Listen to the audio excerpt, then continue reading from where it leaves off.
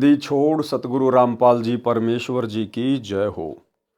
परम पिता परमात्मा सारी सृष्टि के रचनहार कुल मालिक असंख्य ब्रह्मांडों के स्वामी जगत गुरु तीनों लोकों में प्रवेश करके सबका भरण पोषण करने वाले राजाधिराज आत्माधार नाथों के नाथ देवों के देव महादेव सर्वेश्वर महेश्वर मृत्युंजय अजरो अमर आदि अनादि सनातनी प्रभु जगत पिता जगदीश्वर श्री श्री 1008 की उपाधि के वास्तविक अधिकारी अकाल मूरत शब्द स्वरूपी राम वासुदेव सर्वगतम ब्रह्म परम पूज्य प्रथम पूज्य परम संत परम पुरुष परम धनी परम दयालु सत्य कबीर हक्का कबीर अल्लाहु अकबर बाखबर अल्लाह ताला जगत के तारणहार जगत के मुक्तिदाता जगत के जगन्नाथ हारे के सहारे हिंदुओं के राम मुसलमानों के अल्लाह सिखों के वाहिगुरु ईसाइयों के मसीह दया के सागर दयानिधि करुणा के सागर करुणानिधि स्वयंभू परिभू संकट मोचन कष्ट हरण मंगल करण दुख भंजन अविगत कबीर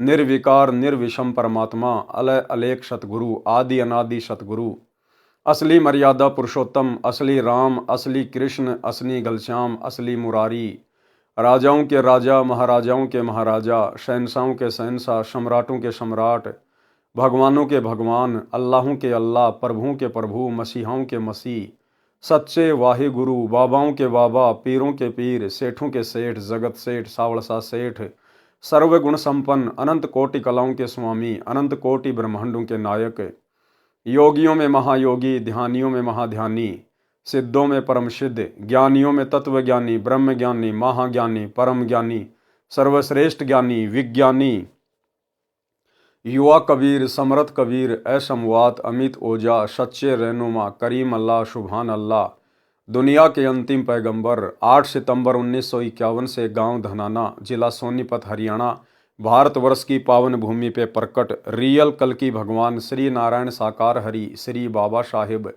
संत श्रोमणी सतगुरु रामपाल जी परमेश्वर जी के चरण कमल में साध संगति से जुड़े हुए देश विदेश से आप और हम सभी सत्सेवक भाई बहनों का अनंत कोटि दंडोत प्रणाम। सत्साई भाई और बहनों, दया परम पिता परमेश्वर जी की सारी सृष्टि के मालिक की सर्व ब्रह्मांडों के रचयिता सतगुरु रामपाल जी की जिनके विशेष आशीर्वाद से शुभ आशीर्वाद से इस कलयुग की बिचली पीढ़ी में आप और हम सभी आत्माओं को साध संगति नसीब हुई, क्योंकि साध संगति से ही हम एक नेक भगत बन सकते हैं, परमात्मा को प्राप्त करने योग्य साधक बन सकते हैं। हमारे अंदर मर्यादाओं को लेकर वो भय उत्पन्न हो सकता है, मोक्ष प्राप्ति के लिए वो चिंता उत्पन्न हो सकती है जो अति आवश्यक है।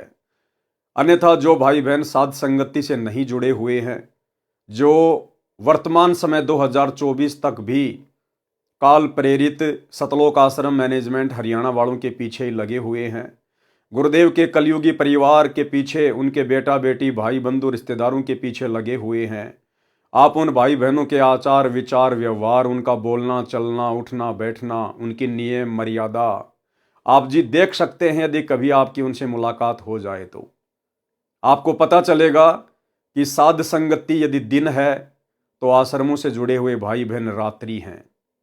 साध संगति यदि गंध है तो शतलोक आश्रमों से जुड़े हुए भाई बहन दुर्गंध है।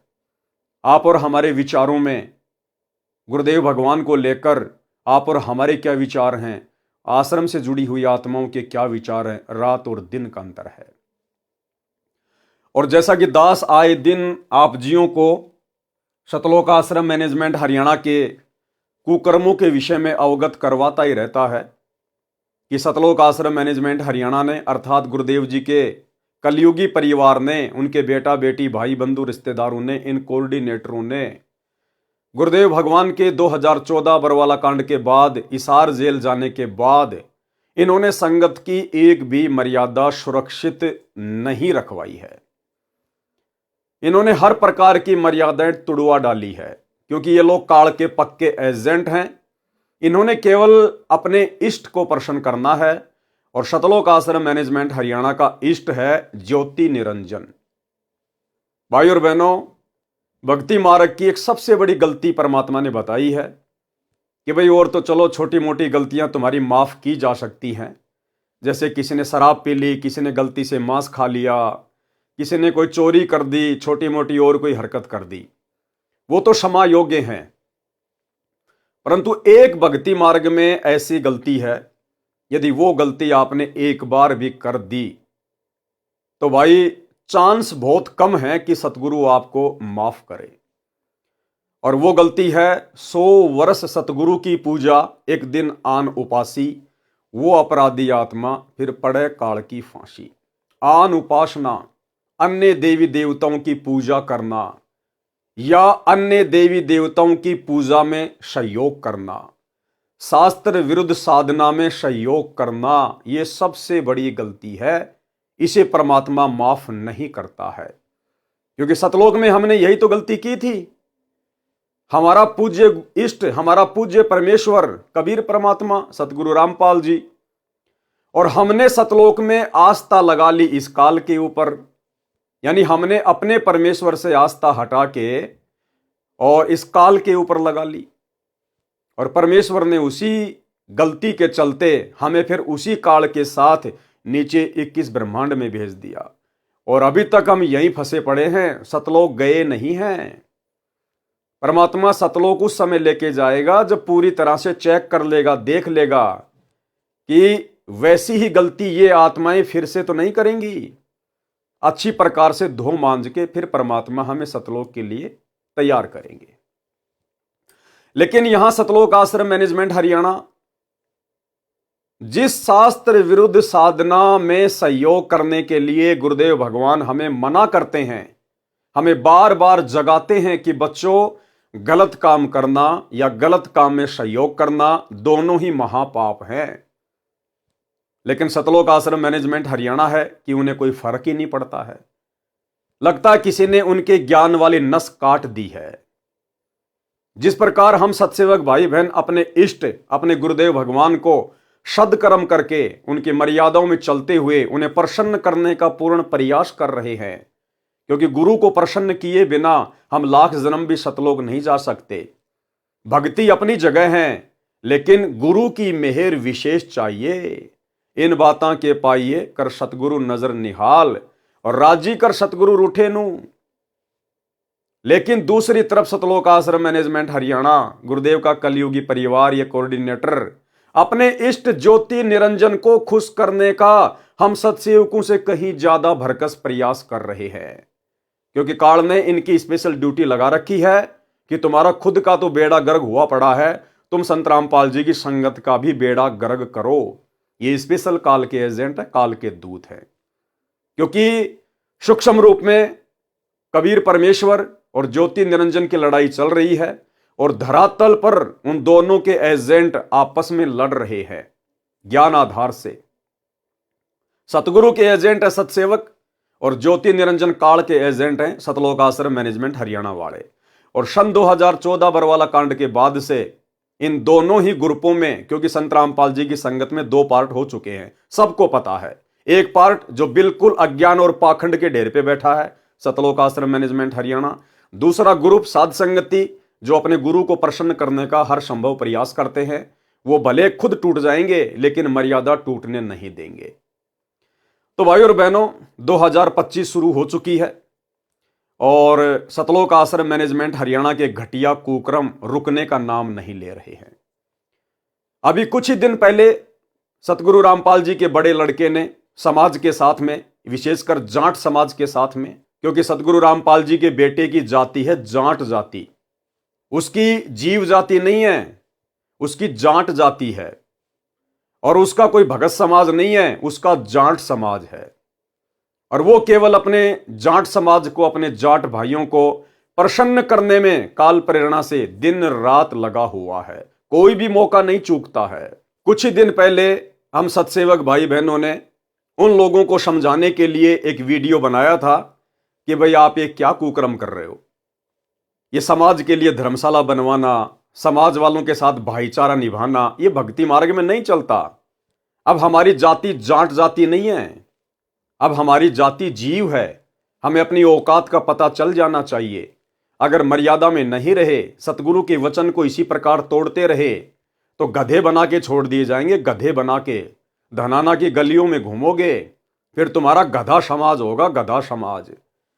लेकिन भाई और बहनों, आप और हमारी बातों का इनके ऊपर कोई असर नहीं हुआ। और भला हो भी कैसे, जब ये लोग अपने बाप की बातों को, सतगुरु रामपाल जी परमेश्वर जी के सत्संगों को सीरियस नहीं ले रहे हैं, तो भला आप और हम सत्सेवक कौन से खेत की मूली हैं जो हमारी बात ये मानेंगे।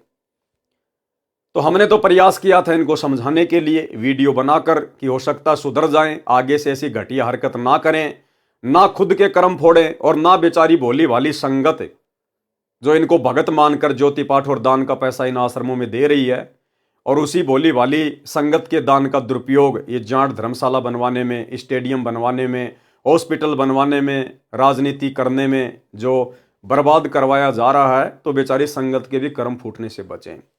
लेकिन भाई और बहनों, कहते हैं कि गधे की आंख में जितना घी डालोगे वो उतना ही तुमसे नाराज होगा कि भाई ये तो मेरी आंख फोड़ने के लिए आ रहा है, क्योंकि गधे को ये नहीं पता कि आंख में घी डालने का मतलब क्या होता है, लेकिन वो तो उल्टा ही सोचेगा।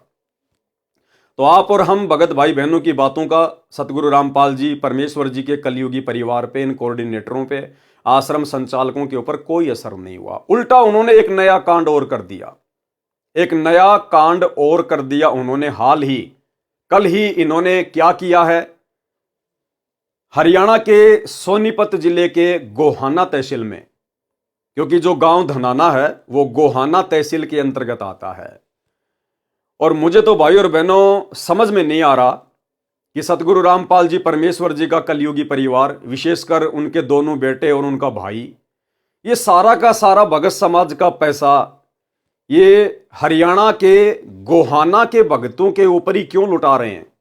विशेषकर सोनीपत के अंदर ही ये लोग क्यों इस प्रकार के कुकर्म कर रहे हैं। मुझे लगता है इनको आने वाले विधानसभा चुनाव में चुनाव लड़ना है, या तो सतगुरु रामपाल जी के बड़े बेटे को या फिर सतगुरु रामपाल जी के भाई को।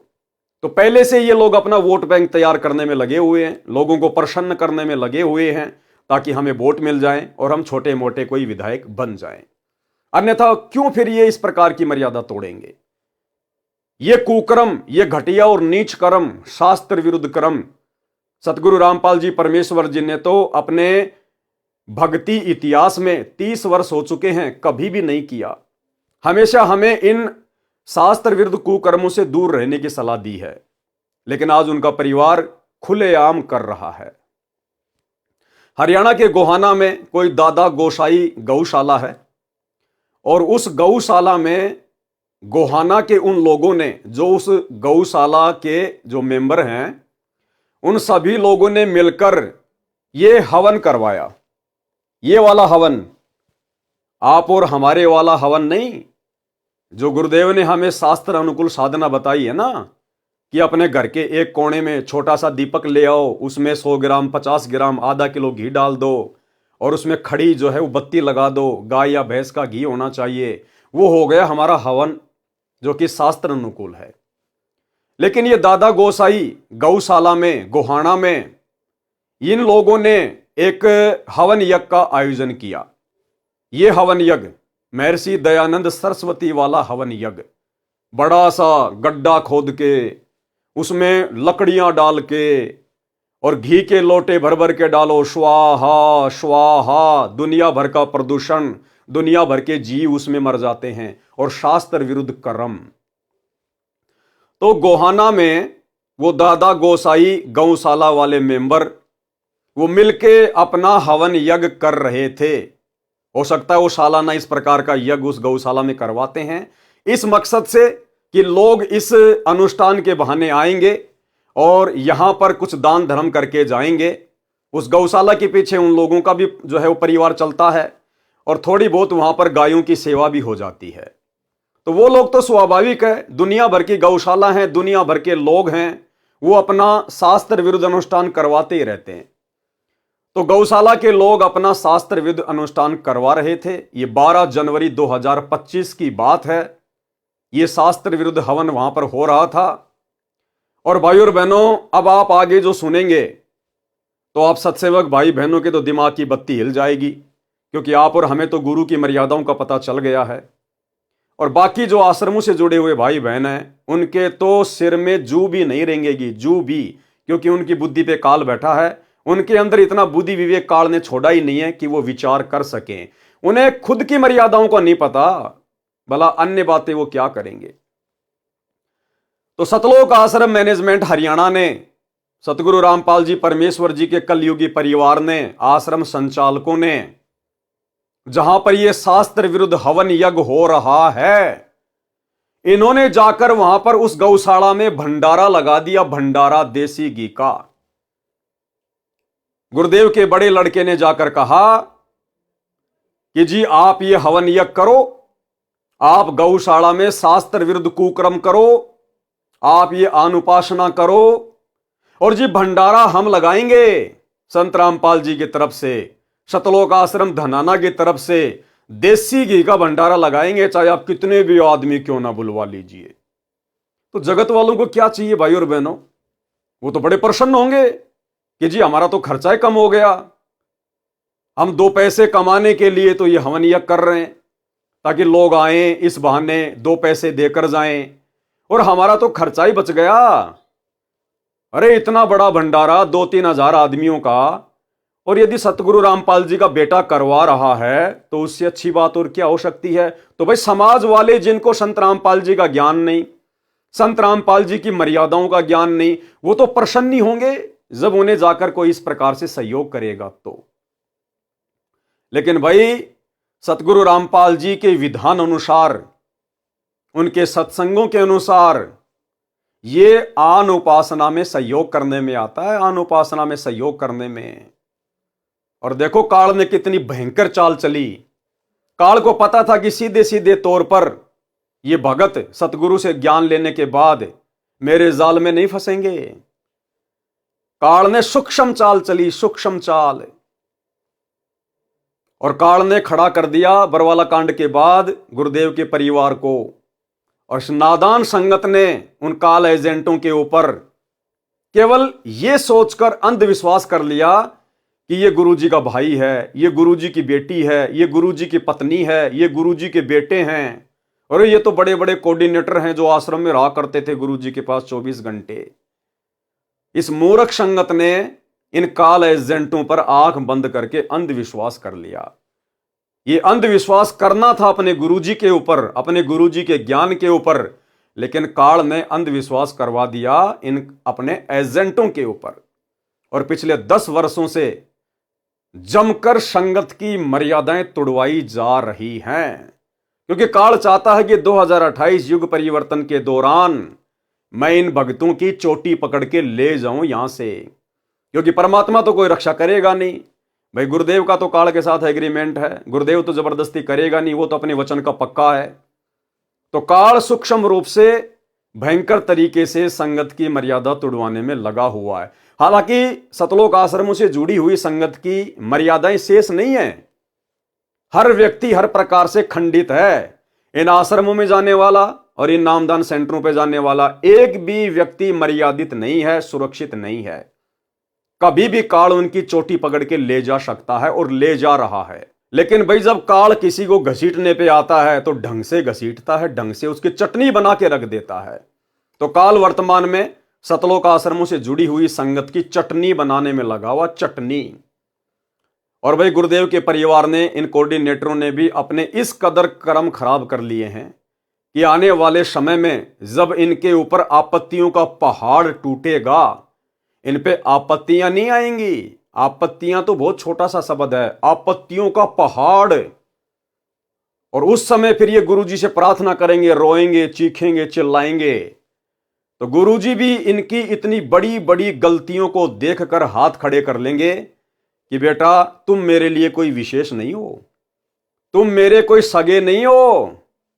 क्या तुमने मुझे अपना बाप मान रखा है, फूफा मान रखा है, मामा मान रखा है, मुझे अपना पति मान रखा है? मंगलाचरण में क्या पढ़ा तुमने? गरीब परम शक्ति संगीतम रिद्धि सिद्धि दाता सोई अविगत गुण अतीतम सत्य पुरुष निर्मोही। बेटा मैं सत्य पुरुष हूं। कबीर तुम मुझे सतगुरु सतगुरु कहते हो ना, नालायको 30 साल हो गई, तुम्हें सतगुरु की परिभाषा का भी पता है? ना सतगुरु जननी जने और जाके माना बाप, पिंड ब्रह्मंड से रहित है ना वहां तीनों ताप। तो गुरुदेव कह देंगे, बेटा मैं किसी का बाप नहीं, मैं तो उसका बाप हूं जो मेरे वचन में रह के भक्ति करता है, जो मेरी मर्यादाओं में रह के भक्ति करता है, जिसने वास्तव में मुझे अपना बाप माना है। मैं तो उसका बाप हूं, तुम्हारा बाप नहीं हूं। और बच्चों, तुमने तो इतनी बड़ी बड़ी गलतियां कर दी, जबकि तुम्हें समझाने में, तुम्हारे पास में संदेशे भिजवाने में सत्सेवकों के माध्यम से मैंने पिछले 10 वर्षों से कोई कमी नहीं छोड़ी। अरे वो सत्सेवक बेचारे, वो कल के बच्चे, और तुम नालायकों 20-20 साल से, 30-30 साल से मेरे साथ हो, और तुम आज तक नहीं समझ पाए कि मेरा ज्ञान क्या है, मेरा भक्ति विधान क्या है, मेरी मर्यादा क्या है, सत्संगों में मैंने क्या बताया, क्या समझाया, तुम आज तक नहीं समझ पाए। और वो कल के बच्चे, मेरे जेल जाने के बाद जो संकल्प ले लेके जुड़े हैं, वो मेरे कल के बच्चे एडी से चोटी तक मुझे जान गए। भैया मैं निर्मोही हूं, निर्मोही, मेरा कोई सगा नहीं है। मेरा सगा वो है जो मेरी मर्यादा में रह के भक्ति करेगा।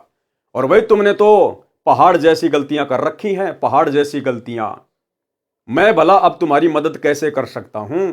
हाँ, यदि तुम्हारा कोई प्रारब्ध का, यदि कोई पुण्य शेष है, कोई दान धर्म का कोई अंश शेष है, तो भैया तुम्हारी सुरक्षा हो सकती है, अन्यथा मेरी तरफ से किसी प्रकार की कोई सुरक्षा की उम्मीद मत करना।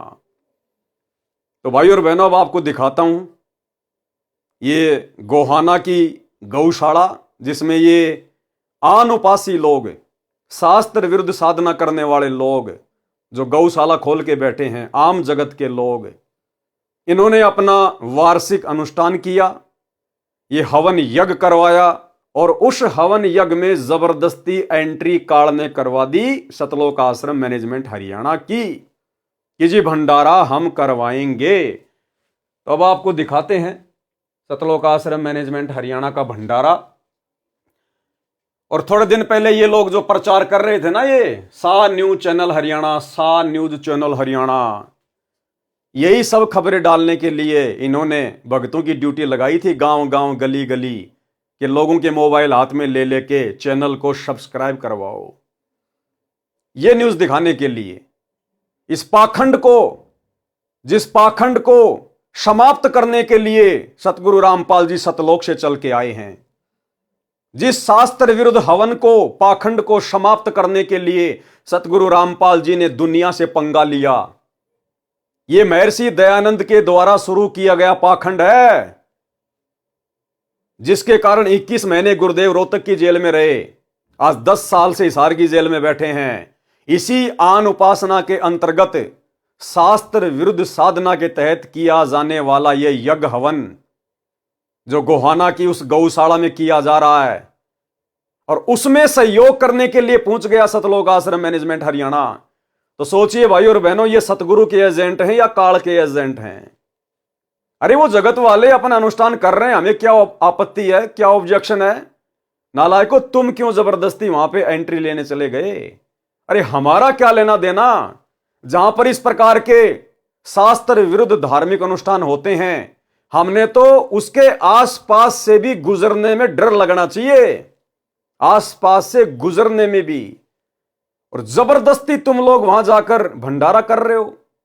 और भाई और बहनों, इनको कोई न्योता नहीं देता है कि जी हम यहां पर ये प्रोग्राम कर रहे हैं, आप भंडारा कीजिएगा। नहीं, ये लोग जबरदस्ती जाते हैं समाज में अपना भाईचारा बढ़ाने के लिए, अपनी जो है वो प्रभुता दिखाने के लिए, क्योंकि अवश्य गुरुदेव के परिवार को चुनाव लड़ना है, गुरुदेव के लड़कों को अवश्य दोनों में से एक को आने वाले समय में सोनीपत से विधानसभा का चुनाव लड़ना है।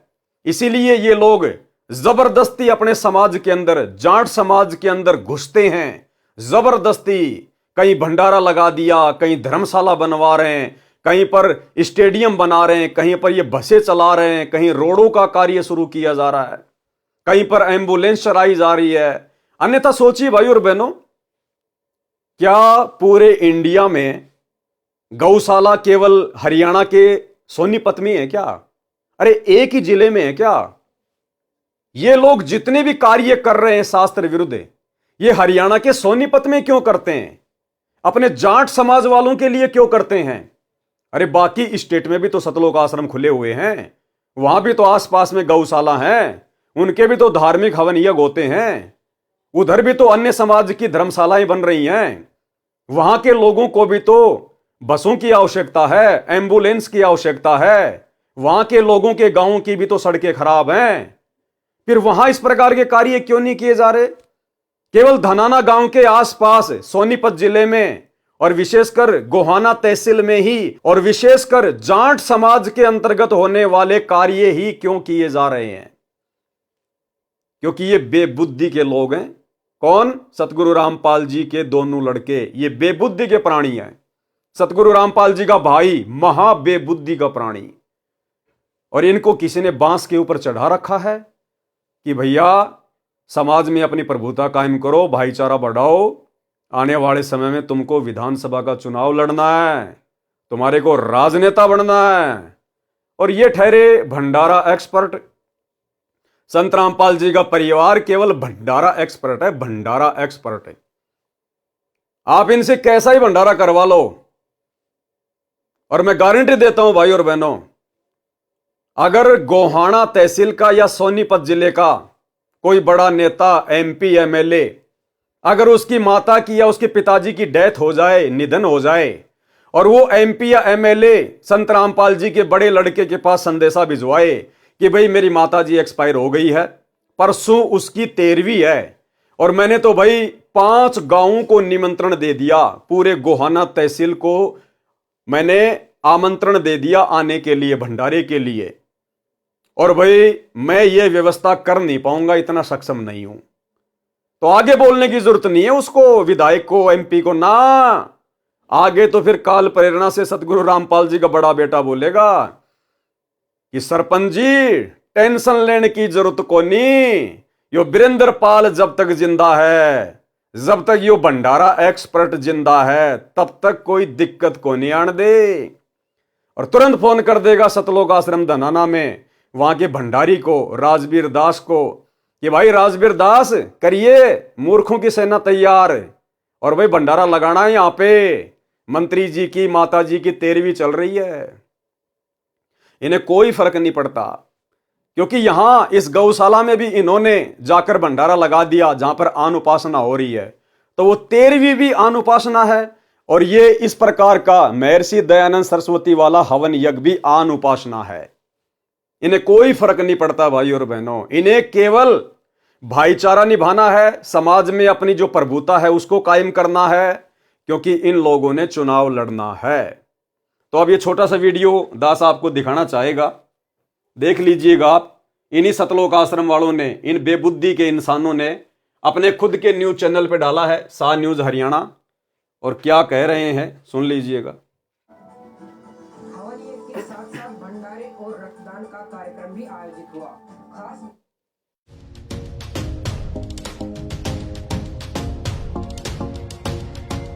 बीते रविवार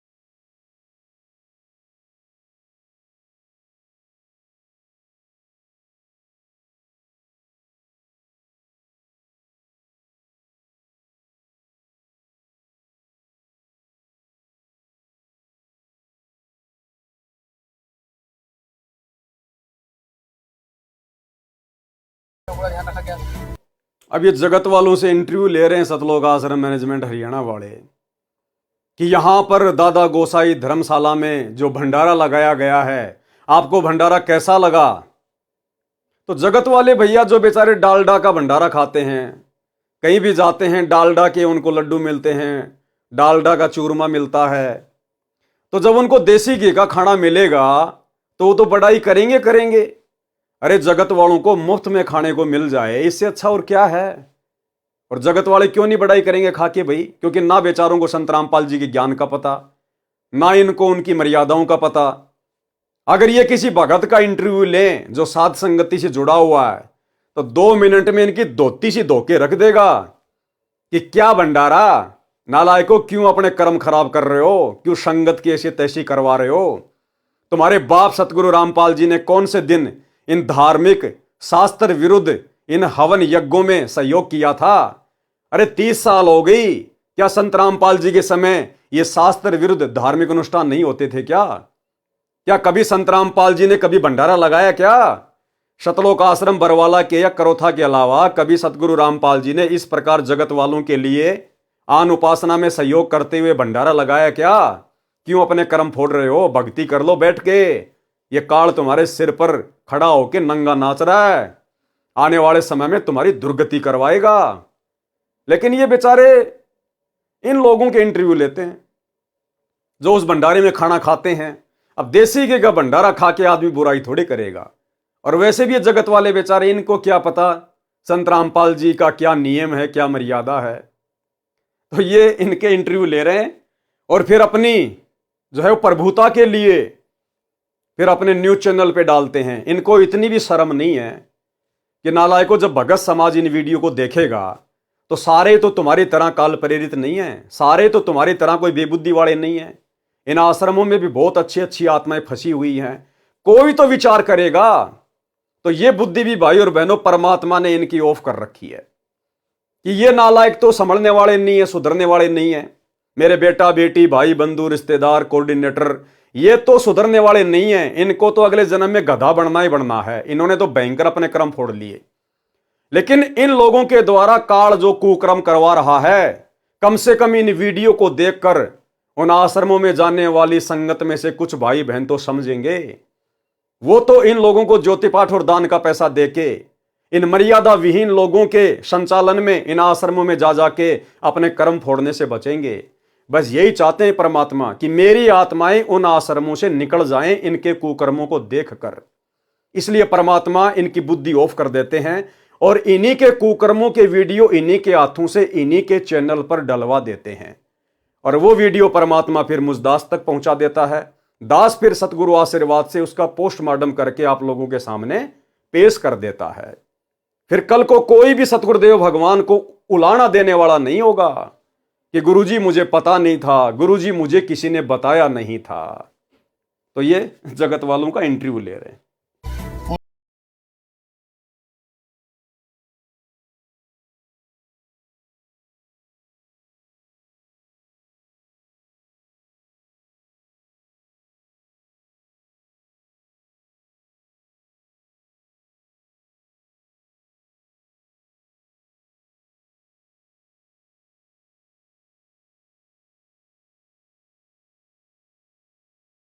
है। बहुत अच्छी खाने की व्यवस्था प्रधान जी ने, पूरी टीम ने यहाँ पे ईमानदारी से सब भाइयों ने मिलजुल कर काम किया। दर्शकों, अभी आपको दिखाया था हमने गौशाला, अभी हम आ चुके हैं भंडार घर में, जहाँ इस आदमी को तो आप जानते होंगे। ये लगभग 15-20 साल से सतगुरु रामपाल जी से जुड़ा हुआ है और विशेषकर इसको भंडारी की सेवा दी गई है सतलोक आश्रम धनाना में। वर्तमान में सतलोक आश्रम बरवाड़ा में भी ये भंडारे में सेवा करता था, भंडारी। और वर्तमान में ये धनाना आश्रम में भंडारी है। तो जहाँ भी कोई भंडारा करवाना होता है तुरंत इन जैसे लोगों को आगे कर दिया जाता है। तो भाई और बहनों, देखो इनको क्या समझा इन्होंने, क्या सीखा इन्होंने। अरे 20-20 साल 25-25 साल सतगुरु की शरण में पड़े हैं और इनको अभी तक ये भी नहीं पता कि मर्यादा क्या है गुरु की। अगर हम इस प्रकार से शास्त्र विरुद्ध हवन यज्ञ में जाके भंडारा लगाएंगे, सहयोग करेंगे, तो हमारी मर्यादा बचेगी या टूटेगी। ये लोग तो बढ़ावा दे रहे हैं अनुपासना को। अरे जगत वालों को बढ़िया तो हवन देखने को मिल गया, बढ़िया उनको देसी घी का भंडारा मिल गया, तो क्यों पीछे हटेंगे वो लोग शास्त्र विरुद्ध साधना करने से। उनकी तो मौज हो रही है, अच्छी बात है, बढ़िया बात है। और इस पूरे वीडियो में अगर आपने नोट किया हो, इसने जिसके भी इंटरव्यू लिए हैं, कहीं कोई संत रामपाल जी के ज्ञान की बात नहीं कि जी आप संत रामपाल जी से नाम लेना चाहोगे क्या आप संत रामपाल जी के सत्संग सुनते हो क्या। आप जो भी बातें सुनोगे केवल यही, सर आपको भंडारा कैसा लगा, सर आपको भंडारे का टेस्ट कैसा लगा, सर भंडारे की व्यवस्था के बारे में, साफ सफाई के बारे में आप जी क्या कहना चाहेंगे। इसके अलावा और कोई पॉइंट नहीं, कोई बात नहीं। तो भाई और बहनों, सतलोक आश्रम मैनेजमेंट हरियाणा की बुद्धि पे काल नंगा होके नाच कर रहा, नंगा होके। इन लोगों की तो मंत्रा की तरह बुद्धि हर ली गई है, हर ली गई है। घर में जहाँ पे यहाँ पे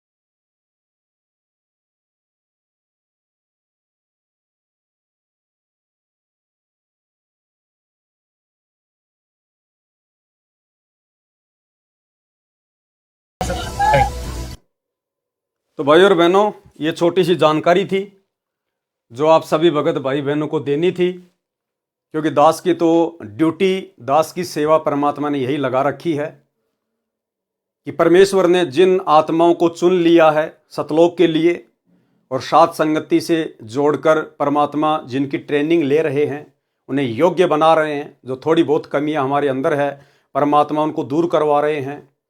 और ये सोने पे सुहागा भाई और बहनों, जब इन काल प्रेरित सतलोक आश्रम मैनेजमेंट हरियाणा वालों के कुकर्मों के वीडियो जब हमारे सामने आते हैं और जब हम इनके कुकर्मों को देखते हैं, जो कर्म ये लोग गुरुजी के भक्ति विधान के विपरीत करते हैं, तो आप और हमें शिक्षा मिलती है, आप और हमारे अंदर भय पैदा होता है। हम और गुरुदेव के निकट आते हैं कि हे गुरुदेव भगवान, अपने दास पर, अपनी दासी पर दया रखना मालिक, हमारे ज्ञान योग को खोल के रखना परमात्मा। ये बंदी छोड़, हम कभी सौपन में भी आपकी मर्यादा तोड़ने का विचार अपने मन में भी ना लेकर आए, जिस प्रकार ये आपके परिवार वाले सतलोक आश्रम मैनेजमेंट हरियाणा वाले ये धड़ल्ले से आपकी मर्यादाओं की धज्जियां उड़ा रहे हैं। तो भाई और बहनों, शुक्र मनाओ, गुरुदेव का सौ बार धन्यवाद करो कि गुरुदेव ने आप और हम सभी आत्माओं को साध संगति से जोड़ दिया। अन्यथा आज हम भी इन लोगों के पीछे लग के इन आश्रमों में जा जाके इन कुपात्रों को ज्योति पाठ और दान का पैसा दे दे के अपने कर्म फोड़ रहे होते, कर्म। और आने वाले समय में क्या बीतेगी आप जी देख लेना इनके साथ में। तो इस वीडियो में आपको ये छोटी सी जानकारी देनी आवश्यक थी, क्योंकि ये लोग तो समझने वाले नहीं हैं, इनकी बुद्धि पे तो काल बैठा है। लेकिन आप और हम भगत भाई बहन इस प्रकार की घटिया और शास्त्र विरुद्ध साधना में सहयोग करने वाली हरकतों को देख देख कर हम सावधान रहें, हमारे से भविष्य में ऐसी कोई गलती गुरुदेव के मार्ग में ना हो जाए। तो अब हम आज के वीडियो में आगे बढ़ते हैं। आज गुरुदेव भगवान के आशीर्वाद से, उनके कर कमल से लिखित पवित्र पुस्तक मुक्ति बोध के ऊपर ये 8वें नंबर का वीडियो है। प्रत्येक वीडियो में गुरुदेव भगवान के आशीर्वाद से हमें बहुत कुछ समझने और सीखने को मिलता है। आज की वीडियो में विशेषकर गुरुदेव भगवान ने सुखदेव ऋषि की जो कथा है उसको शामिल किया है। वैसे गुरुदेव ने हमें बहुत बार यह कथा सुना रखी है, सत्संगों में इसका जिक्र किया हुआ है, इसलिए गुरुदेव भगवान के कर कमल से लिखित पुस्तक को पढ़ने सुनने से भी हम पुण्य के भागी बनते चले जाते हैं। तो जहां कोई विशेष पॉइंट आएगा, दास जरूर सतगुरुदेव की प्रेरणा से विश्लेषण करेगा, अन्यथा हम इन कथाओं को पढ़ेंगे, इनको पढ़ने मात्र से भी हम पुण्य के भागी बनते हैं। तो ये पवित्र ग्रंथ मुक्ति बोध, पेज नंबर 61। गरीब सुखदेव सुख में उपजे, राई सींग समोई, नो नाथ और सिद्ध 84 संग उपजे थे दोई। सुखदेव ऋषि की उत्पत्ति कथा। सरलार्थ, जिस समय भगवान शिव जी ने पार्वती जी को अमर मंत्र दिया उस समय एक स्थान पर सूखा पेड़ था, उसके नीचे आसन लगाया।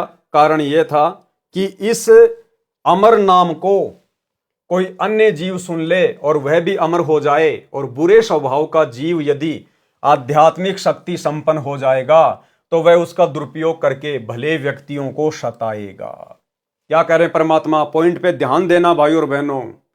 इसलिए गुरुदेव भगवान ने अभी तक किसी को भी ओरिजिनल सारनाम सार शब्द नहीं दिया। क्यों नहीं दिया वो अमर मंत्र?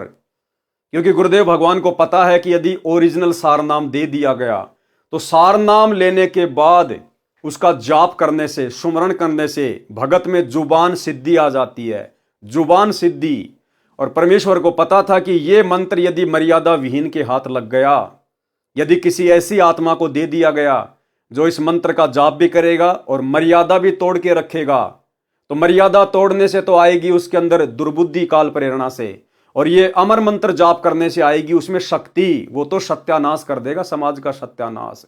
इसलिए गुरुदेव भगवान ने अभी तक ये मंत्र किसी को नहीं दिया है।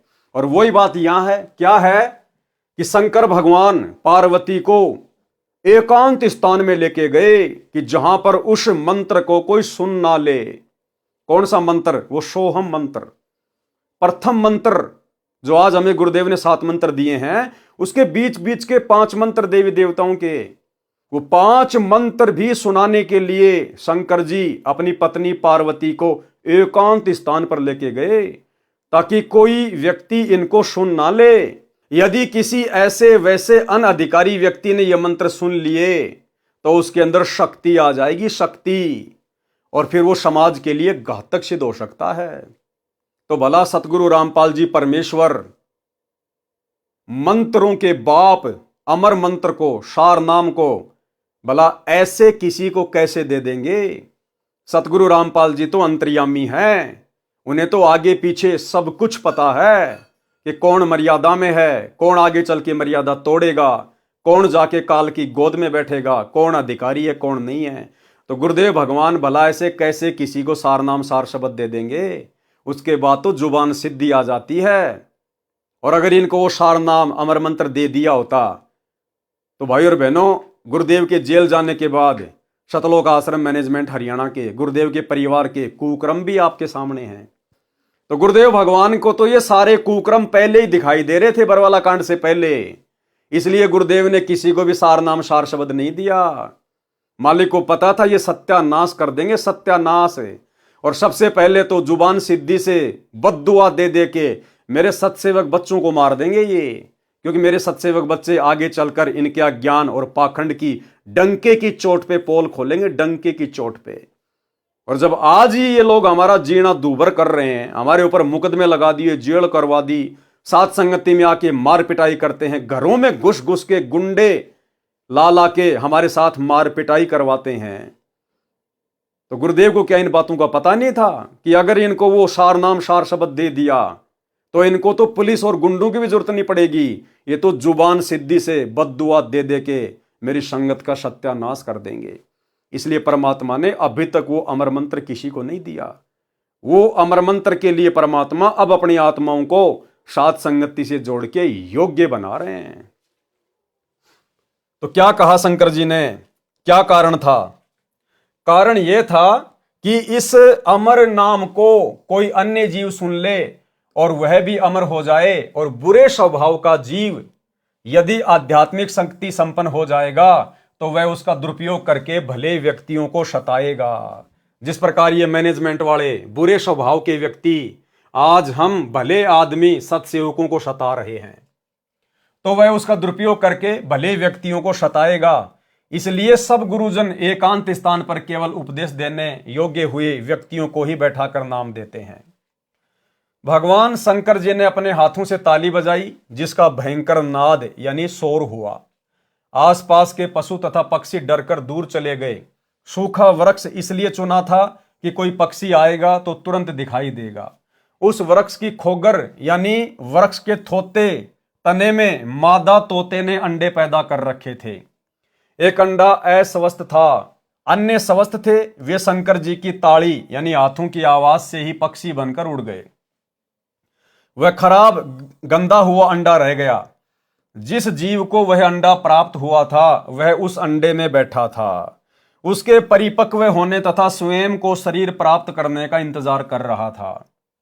जैसे बच्चा गर्भ में आने से ही माता पिता उसे अपना मान लेते हैं, इसी प्रकार जीव जिस शरीर या अंडे में प्रवेश होता है तो उसे अपना मान लेता है। मृत्यु के उपरांत शमशान घाट पर अंतिम संस्कार के पश्चात बची हुई हड्डियों के टुकड़ों को उठाकर किसी अथाह दरिया में बहा देते हैं, जिसको अस्थियां उठाना या फूल उठाना कहते हैं।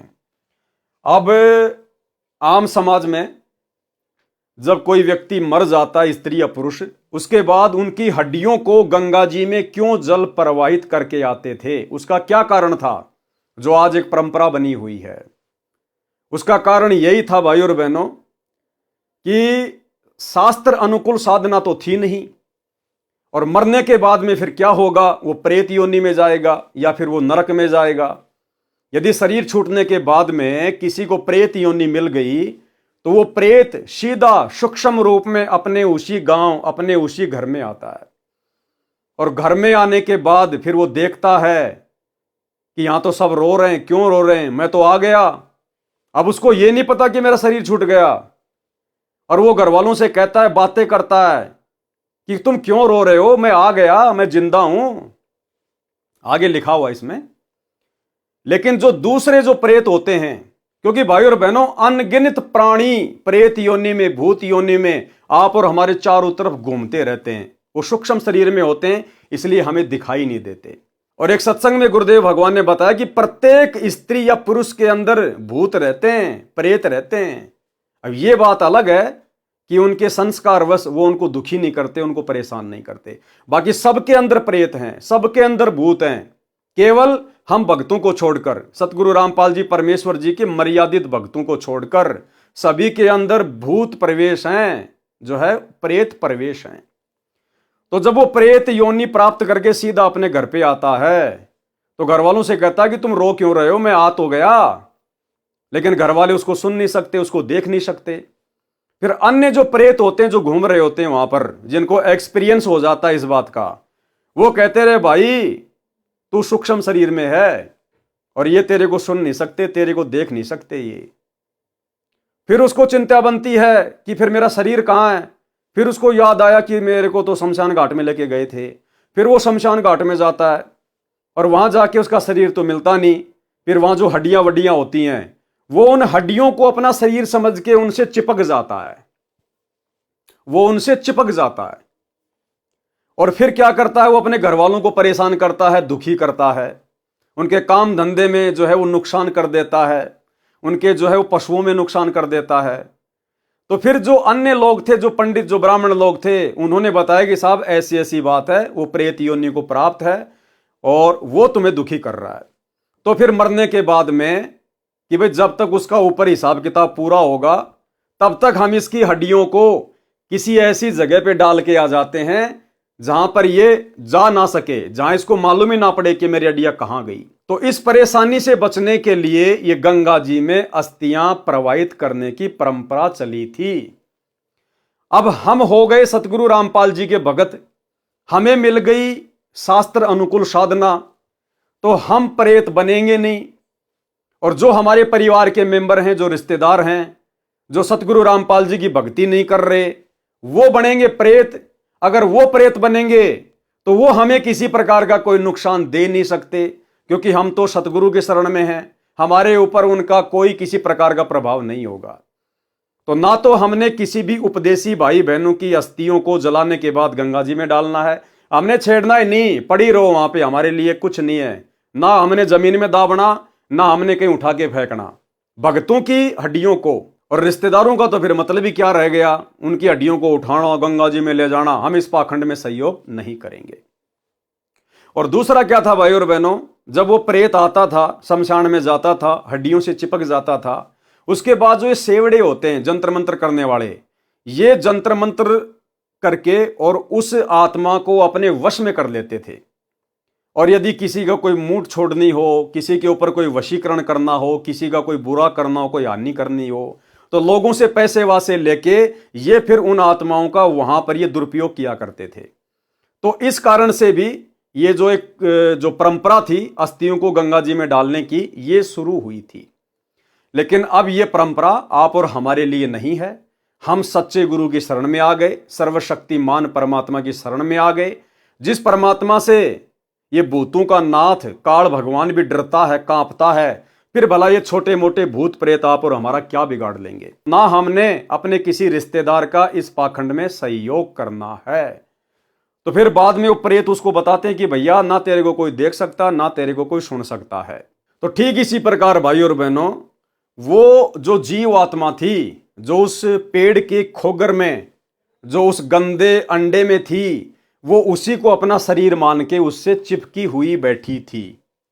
मृत्यु के उपरांत शमशान घाट पर अंतिम संस्कार के पश्चात बची हुई हड्डियों के टुकड़ों को उठाकर किसी अथाह दरिया में बहा देते हैं, जिसको अस्थियां उठाना या फूल उठाना कहते हैं। उसका कारण यह है कि जो जीव उस मानव शरीर स्त्री या पुरुष में रहा है, उसका उस शरीर में अधिक मोह हो जाता है। जैसे मानव को कोई असाध्य रोग हो जाता है तो अपने शरीर की रक्षार्थ सर्व धन लगा देता है। शरीर इतना प्रिय लगता है, मृत्यु के उपरांत यदि उस प्राणी को अन्य शरीर नहीं मिला तो वह प्रेत योनि में जाता है, भूत बनकर सूक्ष्म शरीर में रहता है। वह धर्मराज के दरबार में ऑफिस से अपना हिसाब किताब करवाता है। यदि प्रेत योनि प्राप्त करता है तो अपने घर आता है, अपने परिवार के व्यक्तियों से मिलकर बातें करने की कोशिश करता है और कहता है कि क्यों रो रहे हो, मैं आ गया हूं। परंतु सूक्ष्म शरीर होने के कारण परिवार के व्यक्ति न उसे देख पाते हैं और न उसकी आवाज सुनते हैं। तब उसको अन्य प्रेत बताते हैं जो आसपास में घूमते रहते हैं बहुत। तब उसको अन्य प्रेत बताते हैं कि ये तेरे को देख नहीं पा रहे हैं क्योंकि तेरा स्थूल शरीर नहीं रहा। ठीक इसी प्रकार भाई और बहनों, हम भगत भाई बहन अब इतने होशियार हो गए हैं गुरुदेव के ज्ञान आधार से, परमेश्वर के आशीर्वाद से। अब गुरुजी की मर्यादा तो छोड़िए आप, गुरुदेव भगवान ने हमें जो मर्यादा, जो नियम जो बताए हैं, आप उनकी तो बात छोड़ दीजिए, वो तो हमने निभाने हैं। हमने अन्य प्रकार की भी कोई मर्यादा नहीं तोड़नी चाहिए। हम ये ना सोचें कि मैं अकेला हूं, मुझे कोई देख नहीं रहा है। ये प्रेत, ये भूत, हमारे दादा, हमारे परदादा, हमारे गांव वाले, आड़ोस पड़ोस वाले, वो सब प्रेत योनियों में भटक रहे हैं, घूम रहे हैं और वो हमें सब देख रहे हैं। यदि हम कोई भी ऐसी वैसी हरकत करते हैं तो देखो, अगर हम अपने मन में सोचेंगे तो हमारा गुरुदेव भगवान देख रहा है, हम उससे नहीं बच सकते। और वैसे देखें कि मैं तो एकांत स्थान पे हूं, मुझे कोई देख नहीं रहा है, किसी से मोबाइल से बातें कर रहे हैं, अश्लील चैटिंग कर रहे हैं, या ऐसी कोई मर्यादा तोड़ रहे हैं भगत होने के बाद भी, या कोई मिलावट कर रहे हैं, कोई चोरी कर रहे हैं, कोई ठगी कर रहे हैं, कोई रिश्वत ले रहे हैं, या किसी माता बहन की तरफ कोई गंदी नजर कर रहे हैं, या ऐसी वैसी कोई भी हरकत, तो आप ये ना सोचिए कि मुझे कोई देख नहीं रहा। पहली बात तो अंतर्यामी सतगुरु रामपाल जी भगवान आपकी हर हरकत को देख रहा है। ये बाहरी हरकत तो छोड़ दीजिए, आपके मन में भी जो हरकत चल रही है वो भी आपके गुरु से दूर नहीं है। और यदि किसी को लगता है कि कौन अंतर्यामी, काहे का भगवान, कौन देखता अंदर की, तो फिर इस कथा से हमें शिक्षा ले लेनी चाहिए कि हमारे आसपास बहुत सारी आत्माएं भटकती रहती हैं, वो हमें पल पल देख रही है।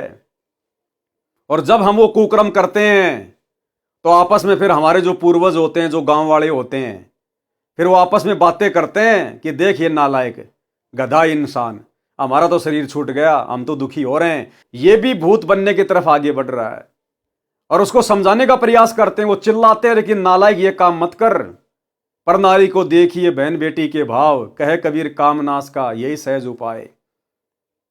और भक्ति मार्ग में आने के बाद, इतना ज्ञान लेने के बाद, जब हम शारीरिक संबंध बनाते हैं, पति पत्नी वाले कुक्रम को नहीं छोड़ते हैं, तो हमें लगता है हम तो एकांत कमरे में हैं, हमने तो लाइटें वाइटें बंद कर दी, हमें कौन देख रहा अब रात्रि में।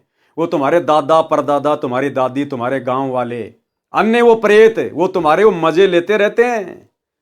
जिस प्रकार ज्ञान से अनजान व्यक्ति पोर्न फिल्म देखता है मोबाइल में, टीवी पे सेक्सी फिल्म देखता है और एकांत में बैठ जाएगा कहीं छत पे या कहीं कमरे में या कहीं खेत खात में, और सोचता है मुझे कोई नहीं देख रहा।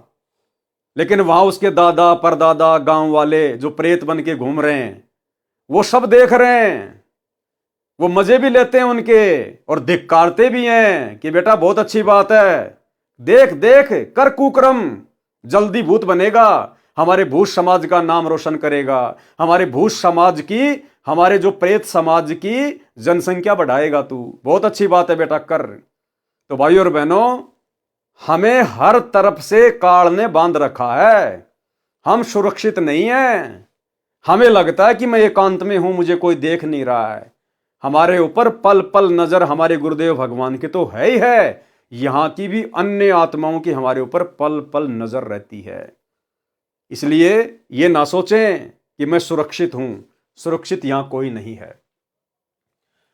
तब उसको अन्य प्रेत बताते हैं कि ये तेरे को देख नहीं पा रहे हैं क्योंकि तेरा स्थूल शरीर नहीं रहा। फिर वह प्रेत अपने शरीर की खोज में शमशान घाट पर जाता है, वहां शरीर जला दिया गया होता है, अपने शरीर की शेष बची अस्थियों को अपनी मानता है, उनसे चिपक कर रहता है। जब उन अस्थियों को उठाकर दरिया में बहाने जाते हैं तो भी वह जीव उनसे चिपका रहता है। जब दरिया में डाल देते हैं तो वह उनसे अलग हो जाता है। ज्यादातर प्रेत वहीं रह जाते हैं, कुछ एक उन परिवार वालों के साथ घर आ जाते हैं। यदि अस्थियां न उठाई जाए तो वह प्रेत बनकर शमशान घाट पर डेरा डाल लेता है। परंतु जिन्होंने परमेश्वर कबीर जी की शरण ले रखी है, किस परमेश्वर कबीर जी की? दाढ़ी मूंछ वाले परमेश्वर कबीर जी की नहीं, वो कागज का टुकड़ा मुर्दा फोटू कबीर जी की दाढ़ी मूंछ वाली, वो भला हमें क्या शरण देगी? असली कबीर परमेश्वर सतगुरु रामपाल जी की जिन्होंने शरण ले रखी है, उनके विषय में कहा जा रहा है। परंतु जिन्होंने परमेश्वर कबीर जी की शरण ले रखी है वे प्रेत नहीं बनते। अनुपदेशी यानी जिन्होंने सतगुरु रामपाल जी का नाम नहीं ले रखा है, जिन्होंने गुरु से नाम लेकर भक्ति नहीं की, वे प्रेत बनकर कभी शमशान पर, कभी घर या खेतों में या जो भी कारोबार होता है उसके आसपास घूमते रहते हैं, परिवार के सदस्यों को या अन्य को परेशान करते हैं। इसलिए नकली गुरुओं की बताई भक्ति से प्रेत बना, फिर उसको ठिकाने लगाने के लिए अस्थियां उठाकर दरिया में डालने की रीति यानी परंपरा शुरू कर दी। यदि कोई हरिद्वार हर की पौड़ी से वापस आ जाता और परिवार को परेशान करता तो उसकी गति कराने की परंपरा प्रारंभ कर दी। 13वीं 17वीं महीना 6 माही फिर बरसी मनाने लगे, फिर भी बात नहीं बनी, भूत तंग करता रहता तो उसके श्राद्ध प्रारंभ कर दिए कि अब ये पितर बन गया है, उसकी गति के लिए पिंड भरवाओ, आदि आदि क्रियाएं परिवारजनों पर थोपी गई। इसलिए भाई और बहनों, गुरुदेव भगवान विशेषकर जो उनकी शरण में आ जाता है, उनसे उपदेश लेता है, उन सभी आत्माओं को ये सारे शास्त्र विरुद्ध कर्म करने से मना करते हैं, क्योंकि इसका मुख्य कारण ये है जो गुरुदेव ने यहां पर लिखा हुआ है। उसी स्वभाव से अंडे से एक जीव चिपका था। अब उस पेड़ की खोगर में एक गंदे अंडे में एक जीव उस अंडे को अपना मान के उससे चिपका हुआ था। श्री शिव जी ने पार्वती जी को पूर्ण परमात्मा की कथा सुनाई जो परमेश्वर कबीर जी से सुनी थी। फिर प्रथम मंत्र देवी पार्वती जी को सुनाया, कमलों का भेद बताने लगे। पार्वती जी की समाधि लग गई, पार्वती जी समाधिस्थ हो गई। पहले तो हाँ हाँ हूं करती रहती थी, बाद में वह गंदा यानी जो खराब अंडा था स्वस्थ होकर उसमें तोते का बच्चा बन गया उस मंत्र के प्रभाव से, और हाँ हाँ करने लगा। आवाज में अंतर जानकर शिवजी ने पार्वती की ओर देखा तो वह तो समाधि में थी। अंतर्दृष्टि से देखा तो एक तोता सर्व ज्ञान सुन चुका था। शिवजी उस तोते को मारने के लिए उठे तो वह तोता उड़ चला। शिवजी भी आकाश मार्ग से उसका पीछा करने लगे। वेद व्यास ऋषि जी की पत्नी ने जम्भाई ली यानी मुंह खोला तो उसके मुख के द्वारा तोते वाला जीव उस ऋषि की पत्नी के शरीर में गर्भ में चला गया। वो तोते का शरीर छोड़ के और सूक्ष्म शरीर में वो आत्मा जो है वेद व्यास ऋषि की जो पत्नी थी जिसने जम्भाई ली मुंह खोला, वो सूक्ष्म शरीर से उसके अंदर उसके गर्भ में चला गया। तोते वाला शरीर वहीं त्याग दिया। शिवजी सब देख रहे थे। शिवजी ने वेद व्यास जी की पत्नी से कहा कि आपके गर्भ में मेरे ज्ञान व भक्ति मंत्र का चोर है। उसने अमर कथा सुन ली है, वह भी अमर हो गया है। जितना अमरत्व उस मंत्र से होता है। व्यास जी भी वहीं आ गए तथा शिव जी को प्रणाम किया। आने का कारण जाना तो कहा कि हे भोलेनाथ, आप कह रहे हो कि वह अमर हो गया है। यदि वह जीव अमर हो गया है तो आप मार नहीं सकते। अब गर्भ में तो आप उसको बिल्कुल भी नहीं मार पाओगे। यह सुनकर शिव जी चले गए। पार्वती जी को समाधि से जगाया और अपने निवास पर चले गए। जिस स्थान पर शिव जी ने पार्वती जी को अमर मंत्र दिया था, उस स्थान को अमरनाथ के नाम से जाना जाता है। यानी जो ये अमरनाथ धाम है जहां पर दुनिया जाती है, ये ऐसे बना है अमरनाथ, क्योंकि जिस जगह पर शिव जी ने पार्वती जी को अमर मंत्र दिया था, फिर वो जगह अमरनाथ के नाम से प्रसिद्ध हो गई। 12 वर्ष तक व्यास जी की पत्नी को बच्चा उत्पन्न नहीं हुआ। तीनों देवता श्री ब्रह्मा जी, श्री विष्णु जी तथा श्री शिव जी व्यास ऋषि जी की कुटिया पर आए और गर्भ में बैठे जीव से कहा कि आप जन्म लो, बाहर आओ।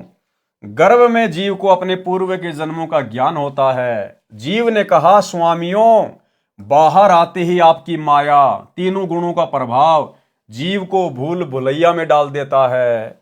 जीव अपना मकसद भूल जाता है। आप अपनी माया को कुछ देर रोको तो मैं बाहर आऊं। क्या समझाना चाह रहे हैं गुरुदेव भगवान हमें? कि जब सुखदेव की आत्मा मां के गर्भ में थी और ब्रह्मा विष्णु महेश तीनों देवता आकर कहने लगे कि हे जीव, आप बाहर आ जाओ। अगर 12 वर्ष तक बच्चा मां के गर्भ में रहेगा तो आने वाले समय में माताएं दुखी हो जाएंगी।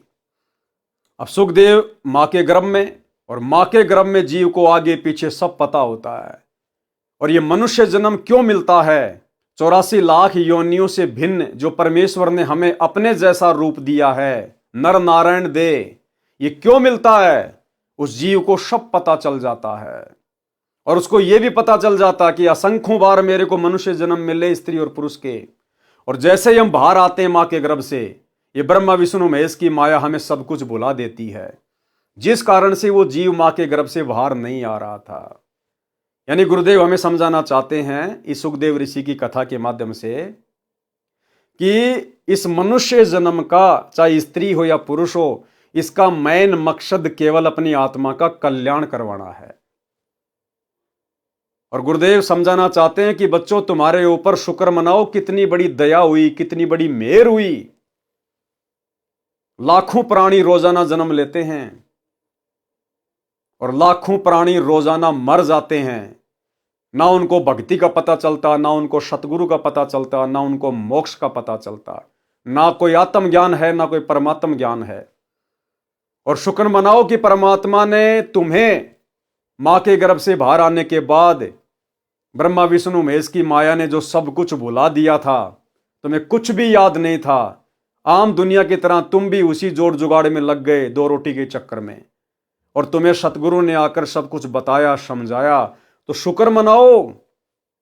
सुखदेव ऋषि को तो मां के गर्भ में भी सब कुछ पता था और मां के गर्भ से बाहर आने के बाद भी सब कुछ पता था। उसके बावजूद भी उसको सही रास्ता नहीं मिला, उसको सही भक्ति नहीं मिली, उसको तत्वदर्शी संत नहीं मिला और वापस काल के जाल में ही रहा। और गुरुदेव ने कहा कि वर्तमान में वो स्वर्ग में बैठा है और स्वर्ग से जब उसका समय पूरा होगा, वो पृथ्वी पर नीचे पटका जाएगा, 84 लाख योनियों में जाएगा। और अंत में मालिक ने बताया जो सुखदेव की आत्मा है, वो कलयुग के लास्ट में जो विष्णु का अवतार आएगा, राजा हरिश्चंद्र वाली आत्मा, कल्कि का अवतार लेके, निकलंक बन के, उस समय वो सुखदेव वाली आत्मा उस कल्कि की सेना का सेनापति बनेगा, सेनापति। सोचिए भाई और बहनों, जिसको सब कुछ पता था गर्भ से बाहर आने के बाद भी, जब ब्रह्मा विष्णु महेश ने राई भैंस के सींग पे जितने समय रुक सकती है, यानी रुक ही नहीं सकती, रखते नीचे गिरेगी राई, इतनी देर इन्होंने अपनी माया रोकी थी तीनों देवताओं ने। और भाई और बहनों, माया रोकने वाले ये नहीं है तीनों देवता ब्रह्मा विष्णु महेश। अब तो हमें पता चल गया, अरे मूसड़ तो दादा ही उठा सकता है। उस 2 साल के बच्चे के बस की बात नहीं है कि वो मूसड़ को उठा ले, मूसड़ दादा उठाता है। कौन रोक देगा ये माया? ये ब्रह्मा विष्णु महेश काल दुर्गा, ये तो नौकर है परमात्मा के, नौकरी कर रहे हैं यहां पर। एक जिम्मेदारी दे रखी है इनको परमात्मा ने, ये नौकर हैं, ये परमेश्वर की माया को नहीं रोक सकते। सतगुरु रामपाल जी, परमेश्वर जी ने उस माया को रोका आप और हमारे लिए। इस कहानी के माध्यम से आप और हमें जगाने के लिए कि जो बातें आज मैं तुम्हें आके बता रहा हूं सत्संगों में, कि मां के पेट में प्राणी को सब कुछ पता होता है, बाहर आकर तीनों देवताओं की माया हमें प्रभावित कर देती है। इन बातों को सुखदेव ऋषि के माध्यम से आप और हमारे तक पहुंचाने के लिए कि गुरुदेव भगवान हमें जो भक्ति का पाठ पढ़ा रहे हैं और जो जो बातें बता रहे हैं वो परम सत्य हैं। और क्या हमारा मकसद होना चाहिए, ये मनुष्य जन्म प्राप्त करके हम अपने मकसद की ओर आगे बढ़ें। तो सारी की सारी दया ये गुरुदेव भगवान की, और सौभाग्य हमारा सुखदेव ऋषि को सब कुछ पता होने के बाद भी, गर्भ से बाहर आने के बाद भी उसको सब चेतना रही, और वो तो इतनी सिद्धि वाला था, उड़ के स्वर्ग में चला जाता था। फिर भी भाई और बहनों, उसको भक्ति का वो मार्ग नहीं मिला, मोक्ष प्राप्ति का वो मार्ग नहीं मिला जो आप और हमें मिल गया। और वर्तमान कलयुग की पिछली पीढ़ी में भी उस आत्मा को वो भक्ति का मार्ग नहीं मिलेगा, क्योंकि वर्तमान में वो स्वर्ग में है, अभी उसकी कमाई शेष है। और स्वर्ग से आने के बाद फिर अपने वो कर्म फोड़ेगा कल्कि की सेना का सेनापति बनके। तो शुक्र मनाओ भाई और बहनों, आप और हमारे पर कितनी बड़ी रजा, कितनी बड़ी मेहर पूज्य गुरुदेव भगवान की। जीव ने कहा, स्वामियों बाहर आते ही आपकी माया, तीनों गुणों का प्रभाव जीव को भूल भुलैया में डाल देता है। जीव अपना उद्देश्य भूल जाता है। आप अपनी माया को कुछ देर रोको तो मैं बाहर आऊं। व्यास जी की पत्नी ने कहा कि मेरे गर्भ में लड़का है, मुझे किसी प्रकार का कष्ट नहीं है। इस लड़के ने सुख दिया है, इसका नाम सुखदेव रखूंगी। सुखदेव, उसका नाम सुखदेव क्यों रखा? व्यास जी की पत्नी ने कहा कि 12 साल से मेरे गर्भ में बच्चा है और मुझे पता ही नहीं, मुझे कोई दुख नहीं, इस बच्चे ने मुझे सुख दिया है, इसलिए इसका नाम रखूंगी सुखदेव। और दूसरा नाम था उसका सुखदेव, सुखदेव, सुख कहते हैं तोते को, क्योंकि वो तोते का शरीर छोड़ के फिर व्यास की पत्नी के गर्भ में एंटर हुआ था, इसलिए उसका दूसरा नाम है सुखदेव। सुख मानी तोता। इस लड़के ने मुझे सुख दिया है, इसका नाम सुखदेव रखूंगी। तीनों देवताओं ने उसको सुखदेव नाम दिया, क्योंकि वह सुख यानी तोते के शरीर में भक्ति शक्ति युक्त हुआ था।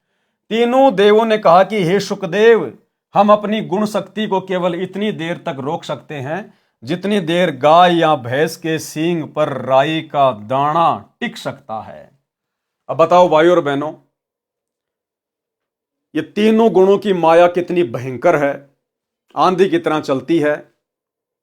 और कोई 6 महीने के बच्चे को यह कहे कि एरोप्लेन 40 की स्पीड पे दौड़ रही है और तू उसको एक क्षण के लिए रोक दे, जितना कि भैंस के सींग पे राई रखी जाए, वो बच्चा कभी सौपन में भी नहीं सोच सकता, सौपन में भी, कि 50 की स्पीड पर दौड़ रही एरोप्लेन को वो बच्चा रोक सकता है। तो भाई और बहनों, ये जो भी सारा का सारा जो विधान है, जो सिस्टम है, ये पूर्ण ब्रह्म परमेश्वर, सारी सृष्टि के रचनहार सतगुरु रामपाल जी परमेश्वर जी ने चला रखा है। उनकी माया को वो ही रोक सकते हैं, वो ही चला सकते हैं। बाकी सब जीव हैं, निमित्त मात्र हैं, किसी की कोई औकात नहीं है। तो ये सारे खेल परमात्मा खेलते हैं। जितनी देर गाय या भैंस के सींग पर राई का दाना टिक सकता है, यानी रखते ही गिर जाता है। सुखदेव ने कहा कि ऐसा ही करो। तीनों देवों ने अपनी गुण शक्ति को एक क्षण यानी सेकंड के लिए रोका। सुखदेव गर्भ से बाहर आया, तीनों देव चले गए। उस समय में 93 यानी 93 अन्य बच्चों का जन्म हुआ।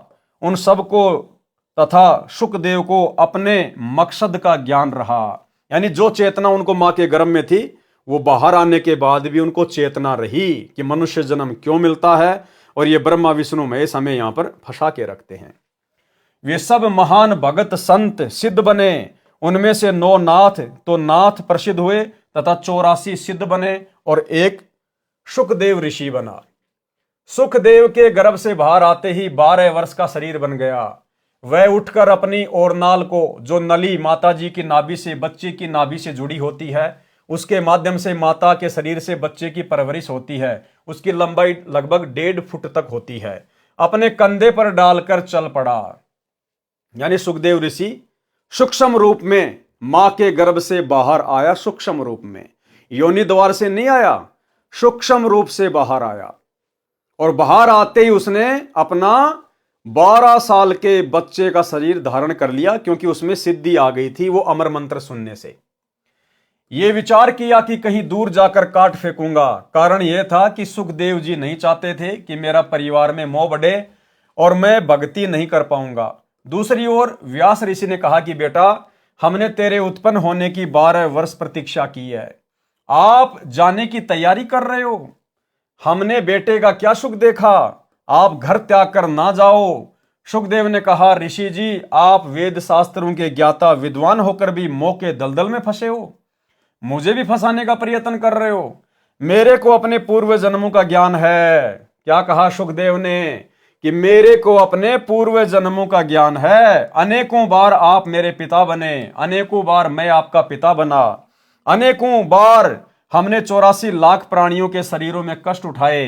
अब की बार मुझे मेरे लक्ष्य का ज्ञान है, मैं भक्ति करके अपना जन्म सफल करूंगा। लेकिन भाइयों और बहनों, वो सुखदेव की आत्मा अभी तक अपना जन्म सफल नहीं कर पाई और ना इस कलयुग में वो कर पाएगी। तो आप और हमारा सौभाग्य देखिए, हमारी किस्मत कितनी जबरदस्त है। इसलिए गुरुदेव भगवान कहते हैं कि बच्चों, तुम सारी प्रोसीजर को पार करके आ चुके हो। कितनी बार तुम सुखदेव भी बन चुके हो। सृष्टि कोई आज से थोड़ी चल रही है, गिनती नहीं है इतने पदम युगों से। आज हम ये सारी प्रोसीजर पार कर चुके हैं।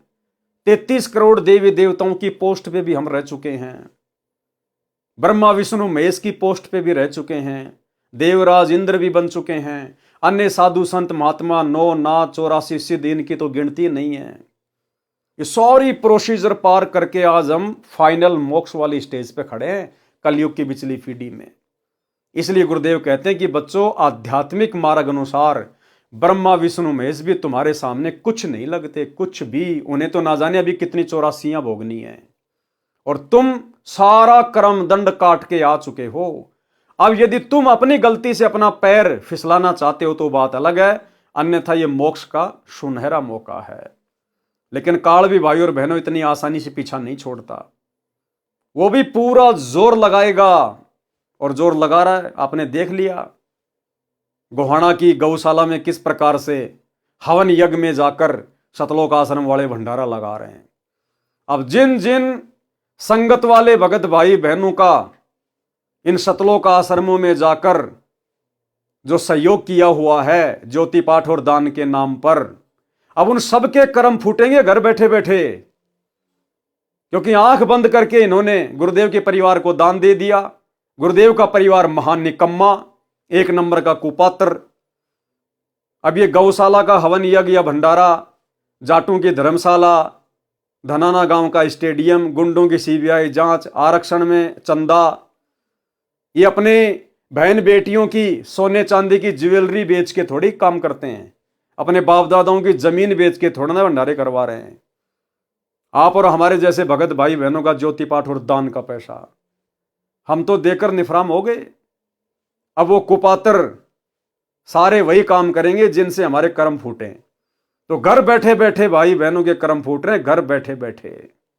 तो काल भी भाई जब गाल गालता है अच्छी तरह से गालता है। ये वार्ता सुखदेव जी ने अपने माता पिता की ओर पीठ करके की और आकाश में उड़ गए। पूर्व जन्म की भक्ति से प्राप्त सिद्धि शक्ति बची थी, उससे उड़ गया। उसी के अभिमान से कोई गुरु नहीं किया।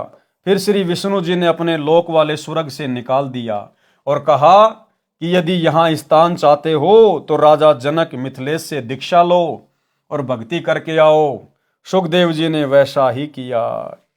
अब देखो भाइयों और बहनों, जब तक सतगुरु नहीं मिलता जीव अपनी तरफ से कभी अच्छा सोच ही नहीं सकता, अपने हित में कभी सोच ही नहीं सकता।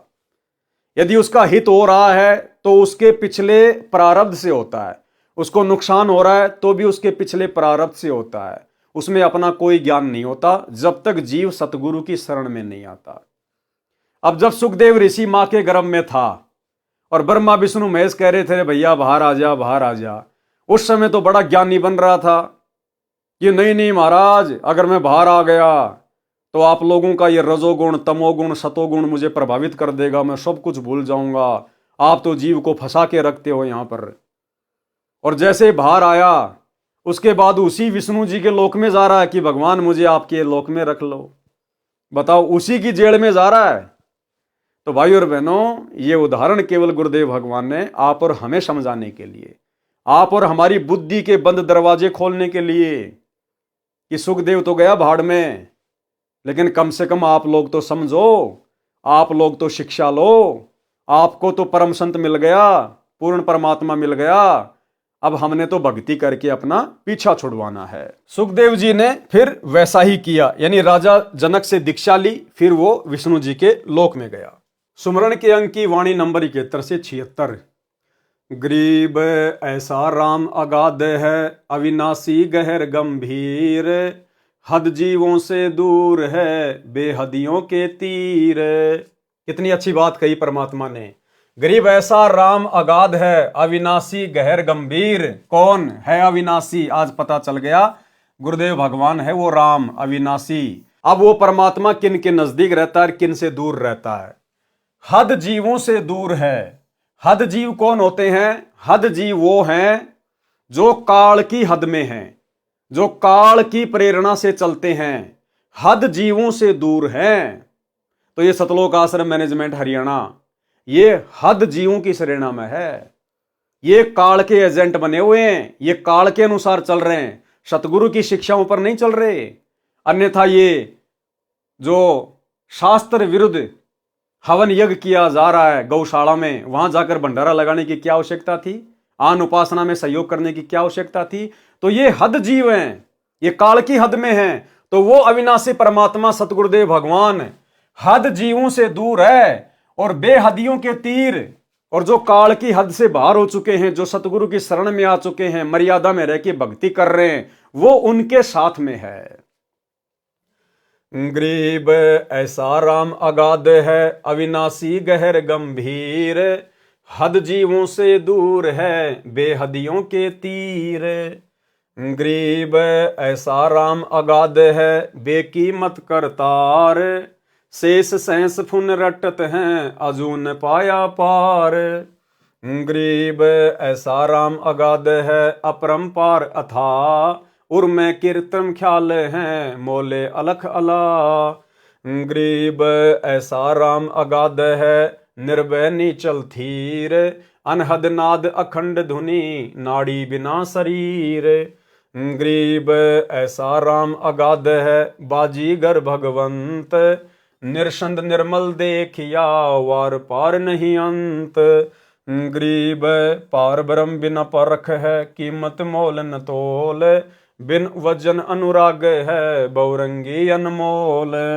सरलार्थ, जो पूर्ण परमात्मा है वह ऐसा अगाध राम है, यानी सबसे आगे वाला, अगाध यानी सर्वोपरि, अविनाशी तथा गहर गंभीर, समुद्र की तरह शक्ति से भरा है। वह हद जीवों, अब हद जीव कौन होते हैं? जो काल की सीमा वाले हैं, उसी काल ब्रह्म पर आश्रित हैं, उन जीवों से दूर है, उनको उसका ज्ञान नहीं है।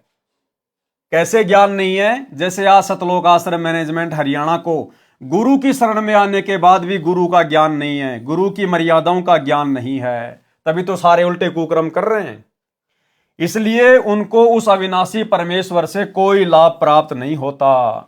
जो बेहद के हैं, यानी जिन्होंने उस असीम शक्ति युक्त परमात्मा को जान लिया है, वह परमात्मा उनके साथ है। वह परमात्मा पारस पत्थर की तरह अनमोल बेकीमत है। उस परमात्मा की प्राप्ति के लिए शास्त्र विधि रहित नाम यानी राम का जाप शेष नागजी 1000 यानी सहस्त्र मुखों से जप कर रहा है, आज तक उसको भी अविनाशी परमात्मा का पार यानी अंत नहीं पाया।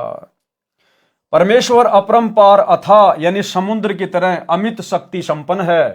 तत्व ज्ञान के अभाव से प्रत्येक ऋषि देव अपने उर यानी हृदय में कृत्रिम यानी कृत्रिम मन कल्पित ख्याल यानी विचार से मौला यानी परमात्मा को अलख अल्लाह निराकार दिखाई न देने वाला मानते हैं। वह परमेश्वर अचल यानी निश्चल यानी अविनाशी है, निर्भय है। थीर का अर्थ भी स्थिर यानी निश्चल होता है। पद्य भाग में पदों की तथा रागों को पूर्ण करने के कारण ऐसे दोहरे शब्दों का प्रयोग किया जाता है। उस परमेश्वर के लोक में अखंड धुन बज रही है। उस परमेश्वर का शरीर 5 तत्व से बनी नाड़ी वाला नहीं है। किस परमेश्वर का? उस परमेश्वर का, सतगुरु रामपाल जी परमेश्वर जी का शरीर 5 तत्व से बनी नाड़ी का नहीं है। हम अपने गुरुदेव को सतगुरु कहते हैं, सतगुरु। ना सतगुरु जननी जने और जाके माना बाप, पिंड ब्रह्मंड से रहित है ना वहां तीनों ताप। वह परमेश्वर बाजीगर की तरह अद्भुत चमत्कार करता है। निरसंद यानी जिसकी शक्ति की सीमा नहीं है तथा पवित्र है, वह अपरंपार शक्ति वाला है। जिस सत्य पुरुष को अन्य गुरुजन व ऋषिगण अलख अल्लाह निराकार प्रभु कहते हैं, उनको परमात्मा प्राप्ति नहीं हुई है। ये मैंने यानी संत गरीबदास जी ने देखा है। पार ब्रह्म परमात्मा की परख यानी पहचान किसी को नहीं है। उसकी कीमत यानी मूल्य तथा तोल यानी वजन का क्या वर्णन किया जा सकता है, यानी उनकी शक्ति का, उसकी महिमा का क्या वर्णन किया जा सकता है। उसकी महिमा सुनकर उसके प्रति अनुराग यानी प्राप्ति का प्रेम मेरे को है। वह बहुरंगी है, जैसे काशी में जुलाहा धानक बना, मेरे को संत गरीबदास जी को जिंदा बाबा के रूप में मिला तथा सतलोक में सत्य पुरुष रूप में बैठा देखा। इस प्रकार बहुरंगी यानी बहुरूपिया कहा है। वाणी नंबर 77 से 87। गरीब महिमा अवगत नाम की, जानत बिरले संत, 8 पहर धुनि ध्यान है, मुनि जन रटे अनंत। गरीब चंद सुर पानी पवन, धरनी धोल आकाश, 5 तत्व हाजिर खड़े, खिजमतदार खवाश। गरीब काल कर्म कर बंदगी, महाकाल अरदास, मन माया और धर्म राय, सब सिर नाम उपास। गरीब काल डर करतार से, मन माया का नाश, चंदन अंग पलटे सब, एक खाली रह गया बांस। गरीब सजन सलोना राम है, अवगत अन्य न जाई, बाहर भीतर एक है, सब गट रहा समाई। गरीब सजन सलोना राम है, अचल अभंगी एक, आदि अंत जाके नहीं, ज्यों का त्यों ही देख। गरीब सजन सलोना राम है, अचल अभंगी ऐन, महिमा कहीं न जाते हैं, बोले मधुरे बैन। गरीब सजन सलोना राम है, अचल अभंगी आदि, सतगुरु मरहम ताश का, साखी भरत सब साध। गरीब सजन सलोना राम है, अचल अभंगी पीर, चरण कमल हंसारे हैं, हम हैं दामनगीर। गरीब सजन सलोना राम है, अचल अभंगी आप, हद बेहद से अगम है, जपो अजपा जाप। गरीब ऐसा भगली जोगिया, जानत है सब खेल, बीन बजावे मोहिनी, जुग मंत्र सब मेल। आगे परमेश्वर ने इन वाणियों का सरलार्थ किया है। उस परमात्मा को प्राप्त करने के लिए अनंत मुनिजन मनमाने नामों की रटना लगा रहे हैं, यानी जाप कर रहे हैं, परंतु अविगत नामों, दिव्य मंत्रों को तथा उनकी महिमा को बिरला संत ही जानता है। और वे बिरले संत एकमात्र पृथ्वी पर वर्तमान में स्वयं कबीर परमेश्वर सतगुरु रामपाल जी हैं। उस परमात्मा के आदेश से 5 तत्व आकाश, वायु, अग्नि, जल तथा पृथ्वी कार्य करते हैं। वे तो परमेश्वर कबीर जी की खिदमतगार यानी सेवा करने वाले सेवक दास हैं। उस परमेश्वर की बंदगी यानी प्रणाम करके नम्र भाव से स्तुति, ब्रह्मकाल, कर्म, दया की याचना करते हैं। ये काल भी उस परमेश्वर के आगे नतमस्तक है। और महाकाल, महाकाल कौन? अक्षर पुरुष।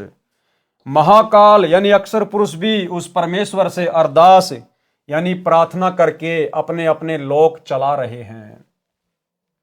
मन यानी काल ब्रह्म, माया यानी दुर्गा देवी और धर्मराय काल का न्यायाधीश, सबके सिर पर नाम उपासना है, यानी सबको भक्ति करना अनिवार्य है, तब उसका पद सुरक्षित रहता है। इसीलिए तो काल ने गीता अध्याय नंबर 18 श्लोक नंबर 64 या 65 में कहा है कि अर्जुन, मैं तुझे गुप्त से गुप्त बात बताता हूं कि मैंने तुझे जिस परमेश्वर के बारे में कहा ना, अध्याय 18 के श्लोक 62 में, कि उस अविनाशी परमेश्वर की शरण में जा, वो मेरा भी पूज्य देव है, मेरा भी इष्ट देव है। और यही बात यहां गुरुदेव लिख रहे हैं कि इस काल को भी अपना 21 ब्रह्मांड चलाने के लिए उसी परमात्मा की उपासना करनी पड़ती है। अक्षर पुरुष को भी अपने 7 संग ब्रह्मांड चलाने के लिए उसी कबीर परमेश्वर की भक्ति करनी पड़ती है। ये बात अलग है कि उनके पास में भक्ति का यथार्थ मार्ग नहीं है, लेकिन उनका इष्ट वो ध्यान उसी का धरते हैं। नोट, अक्षर पुरुष को महाकाल इसलिए कहा है क्योंकि जब इसका एक दिन जो 1000 युग कहा है पूरा होता है तो काल ब्रह्म दुर्गा सहित एक ब्रह्मांड का विनाश हो जाता है। सभी प्राणी अक्षर पुरुष के लोक में रखे जाते हैं। ज्योति निरंजन जब 21वें ब्रह्मांड में होता है उस समय यह भी महाकाल कहा जाता है। ज्योति निरंजन काल भी परमेश्वर कबीर जी से भय मानता है। उस परमेश्वर के दिव्य मंत्रों के जाप से मन में विकार उत्पन्न नहीं होते तथा माया का नाश हो जाता है, यानी सांसारिक पदार्थों का संग्रह करने वाला स्वभाव समाप्त हो जाता है। तो भाइयों और बहनों, अब आप विचार करो कि परमेश्वर के इन दिव्य मंत्रों का, जो दिव्य मंत्र परमेश्वर सतगुरु रामपाल जी ने आप और हमें दिए हैं, प्रथम नाम, शतनाम, या उनका तो सत्संग सुनना भी दिव्य मंत्र जैसा ही है। यानी गुरुदेव के सत्संगों को ध्यान से सुनना भी मंत्र जाप करने में ही आता है। अब बताइए भाई और बहनों, गुरुदेव के इन सत्संगों का, उनके दिव्य मंत्रों का प्रभाव किसके ऊपर हो रहा है? तीनों गुणों के प्रभाव से, माया के संग्रह करने से कौन भगत पीछे हट रहे हैं? किनको अपने आत्म कल्याण की चिंता सताने लगी है? मर्यादा तोड़ने से कौन डरते हैं? केवल साथ संगति से जुड़े हुए सत्सेवक भाई बहन। और यही कारण है कि गुरुदेव के इन मंत्रों के प्रभाव से, उनके आशीर्वाद से आज हम भाई बहन इन विकारों से दूर हो पाए हैं। तो ये पहचान है कि वर्तमान में यदि गुरुदेव भगवान किसी के ऊपर असीम प्रसन्न हैं तो केवल अपने सत्सेवक बच्चों के ऊपर प्रसन्न हैं। अन्यथा गुरुदेव के प्रसन्न हुए बिना आप और हम भाई और बहनों इन विषय विकारों से पीछे हटने की सोच भी नहीं सकते। सोच भी तो क्या कह रहे हैं परमात्मा? उस परमेश्वर के दिव्य मंत्रों के जाप से मन में विकार उत्पन्न नहीं होते तथा माया का नाश हो जाता है, यानी सांसारिक पदार्थों का संग्रह करने वाला स्वभाव समाप्त हो जाता है। जबकि सतलोक आश्रम मैनेजमेंट हरियाणा के जो मुख्य लोग हैं, बाकी संगत का तो क्या कहें जो इन आश्रमों में जाती है, देखा देखी में चल रही है, जो मुख्य लोग हैं, गुरुदेव का परिवार, कोऑर्डिनेटर, आश्रम संचालक, अभी तो इनकी बुद्धि पे पत्थर पड़े हैं। इनके ऊपर कोई मंत्रों का असर नहीं है, कोई गुरुदेव का इनको आशीर्वाद नहीं है, क्योंकि सबकी मर्यादा खंडित पड़ी है। तभी तो सारे कुकर्म कर रहे हैं। दुनिया वाले अपना शास्त्र विरुद्ध हवन यज्ञ कर रहे हैं, ये जाके वहां पर भंडारा लगा रहे हैं। दुनिया अपनी धर्मशाला बना रही है, ये जबरदस्ती जाके वहां समाज में ठेकेदारी ले लेते हैं कि तुम्हारा 5वां फ्लोर हम बनाएंगे। तो भाई और बहनों, इनके ऊपर ना कोई मंत्रों का असर है और ना इनके ऊपर सतगुरु का आशीर्वाद है, क्योंकि इनकी मर्यादा खंडित है। परमात्मा के अध्यात्म ज्ञान के प्रवचनों का प्रभाव अच्छी आत्माओं यानी पूर्व जन्म में शुभ संस्कारी प्राणियों पर ही पड़ता है। जो अन्य प्राणियों के शरीरों, कुत्ते, गधे, सूअर के शरीर को त्याग कर मानव शरीर प्राप्त करते हैं, उन पर सत्संग वचन का प्रभाव जल्दी नहीं पड़ता। तो ये गुरुदेव का परिवार, ये बड़े बड़े कोऑर्डिनेटर, ये भाई और बहनों 64 लाख वाली आत्माओं में नहीं है। ये तो अभी ताजा गधे, कुत्ते, सूअर के शरीर छोड़ के मनुष्य योनि में आए हैं। तभी तो सारे वही गधे, कुत्ते, सूअर वाले काम कर रहे हैं सारे के सारे। क्या कह रहे हैं परमात्मा? परमात्मा के अध्यात्म ज्ञान के प्रवचनों का प्रभाव अच्छी आत्माओं यानी पूर्व जन्म में शुभ संस्कारी प्राणियों पर ही पड़ता है। जो अन्य प्राणियों के शरीरों से, कुत्ते, गधे, सूअर के शरीरों को त्याग कर मानव शरीर प्राप्त करते हैं, उन पर सत्संग वचन का प्रभाव शीघ्र नहीं पड़ता। उदाहरण दिया है कि जैसे वन में चंदन के पेड़ होते हैं, उनके आसपास अन्य नीम, बबूल, आम, शीशम आदि वृक्ष भी होते हैं और बांस भी उगा होता है। चंदन की महक आसपास के अन्य पेड़ ग्रहण कर लेते हैं और चंदन की तरह खुशबूदार बन जाते हैं, परंतु बांस के ऊपर चंदन की महक का कोई प्रभाव नहीं पड़ता। तो भाई और बहनों, ये बांस के जैसे प्राणी हैं जो साथ संगति से नहीं जुड़े हुए हैं, जो सतलोक आश्रम वाले हैं, ये बांस के जैसे प्राणी हैं। चंदन का पेड़ यहां कौन? हमारे गुरुदेव भगवान सतगुरु रामपाल जी परमेश्वर।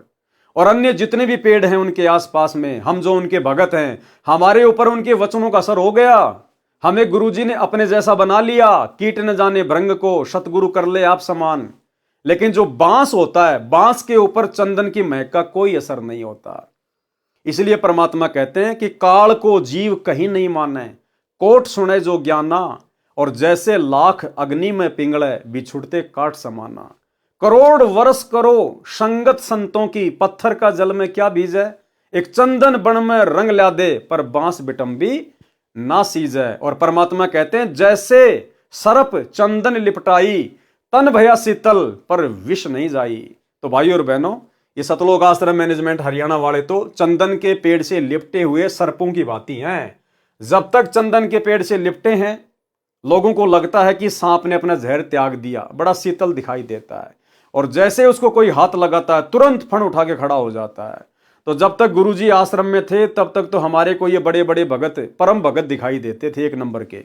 और जैसे ही गुरुजी ने इनको अपने से दूर किया, आज देख लो इनके कुकर्म आप सबके सामने है 10 साल से। वाणी नंबर 81 से 87 तक एक जैसा ही ज्ञान है।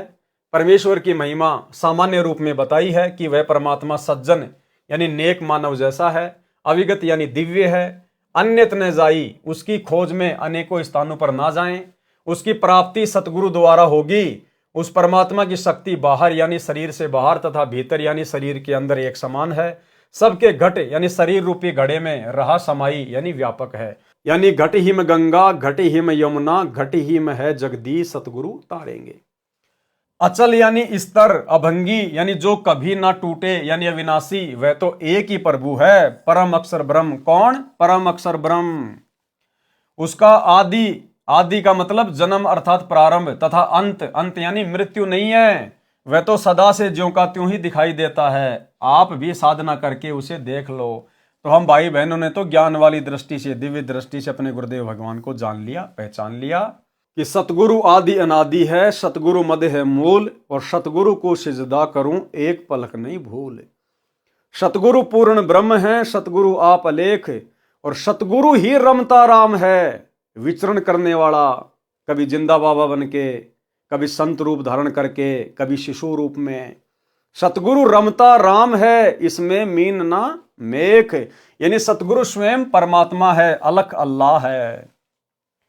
उस अविनाशी सज्जन परमात्मा की महिमा संपूर्ण रूप से कोई नहीं कह सकता, क्योंकि वह अचल यानी स्तर तथा अभंगी ऐन यानी वास्तव में अविनाशी स्थायी परमात्मा है। वह जब मुझे संत गरीबदास जी को मिला था तो बहुत प्रिय भाषा बोली थी। मधुरे माने मीठे, और बैन यानी वचन। उस अचल अभंगी राम का मरहम यानी गूढ़ ज्ञान केवल सतगुरु यानी तत्वदर्शी संत ही जानता है। इस बात के साक्षी सब साध यानी संत जन हैं। उस सज्जन सलोने शुभदर्शी यानी जिसके दर्शन से आनंद हो, अचल अभंगी राम जो पीर यानी गुरु रूप में प्रकट होता है। किस रूप में? गुरु रूप में प्रकट होता है, यानी गुरु ही परमात्मा होता है। यानी जो पीर यानी गुरु रूप में प्रकट होते हैं, उनके चरण कमल में हंसा यानी मोक्ष प्राप्त भगत रहते हैं। हम संत गरीबदास जी उस परमात्मा के साथ ऐसे हैं, दामनगीर जैसे चोली दामन का साथ होता है, यानी हम उस परमेश्वर के अत्यंत निकट हैं। वह अचल अभंगी सज्जन सलोना शुभदर्शी राम परमेश्वर कबीर हद यानी काल की सीमा, बेहद यानी सतलोक की सीमा के पार अकय लोक में मूल रूप से रहता है। उसकी प्राप्ति के लिए सतगुरु जी से दीक्षा लेकर अजप्पा जाप यानी श्वास श्वास से जाप जपो, सुमरण करो। वह परमेश्वर ऐसा भगली यानी जादूगर, जोगिया यानी योगी साधु रूप में प्रकट होने वाला है, जो सब खेल जानता है कि कैसे जीव की रचना हुई, कैसे ये काल जाल में फंसा, कैसे काल ब्रह्म ने इसको अज्ञान में अंधा कर रखा है, काल का जीव को अपने जाल में फंसाए रखने का क्या उद्देश्य है, उसको 1 लाख मानव शरीरधारी प्राणियों को नित्य खाना पड़ता है, कैसे जीव को काल जाल से छुड़वाया जा सकता है। बीन बजावे मोहिनी यानी काल प्रेरित सुंदर स्त्रियां भक्तों को कैसे मधुर वाणी बोलकर आकर्षित करती हैं। बीन बजाने का भावार्थ यह है कि जैसे सपेरा बीन यंत्र बजाकर सर्प को वश में करता है, ऐसे ही काल के आदेश से सुंदर परियां सुरीली गाने गाकर साधकों को अपने जाल में फंसाती हैं। कहां? ऊपर जब त्रिकुटी पे जाएंगे। वे सब जोग यानी सब विधि जुगत से तथा जंत्र यानी अन्य अदाओं से जंत्र से अपनी ओर खींचती हैं, यानी सब आकर्षणों को मिलाकर जीव को फंसाती है। जोग जुगत का अर्थ है योग युगत करना, यानी अपने साथ जोड़ने की युक्ति लगाती हैं। जंत्र का अर्थ है आध्यात्मिक क्रिया भी करती हैं, इसे जंत्र मंत्र करना भी कहते हैं। वाणी नंबर 88 से 101। गरीब ब्रह्मादिक से मोहिया मोहे शेष गणेश, शंकर की ताड़ी लगी अडग समाधि हमेश, यानी किस किस को मोहा, कैसे कैसे मोहा, अपने जाल में फंसाया।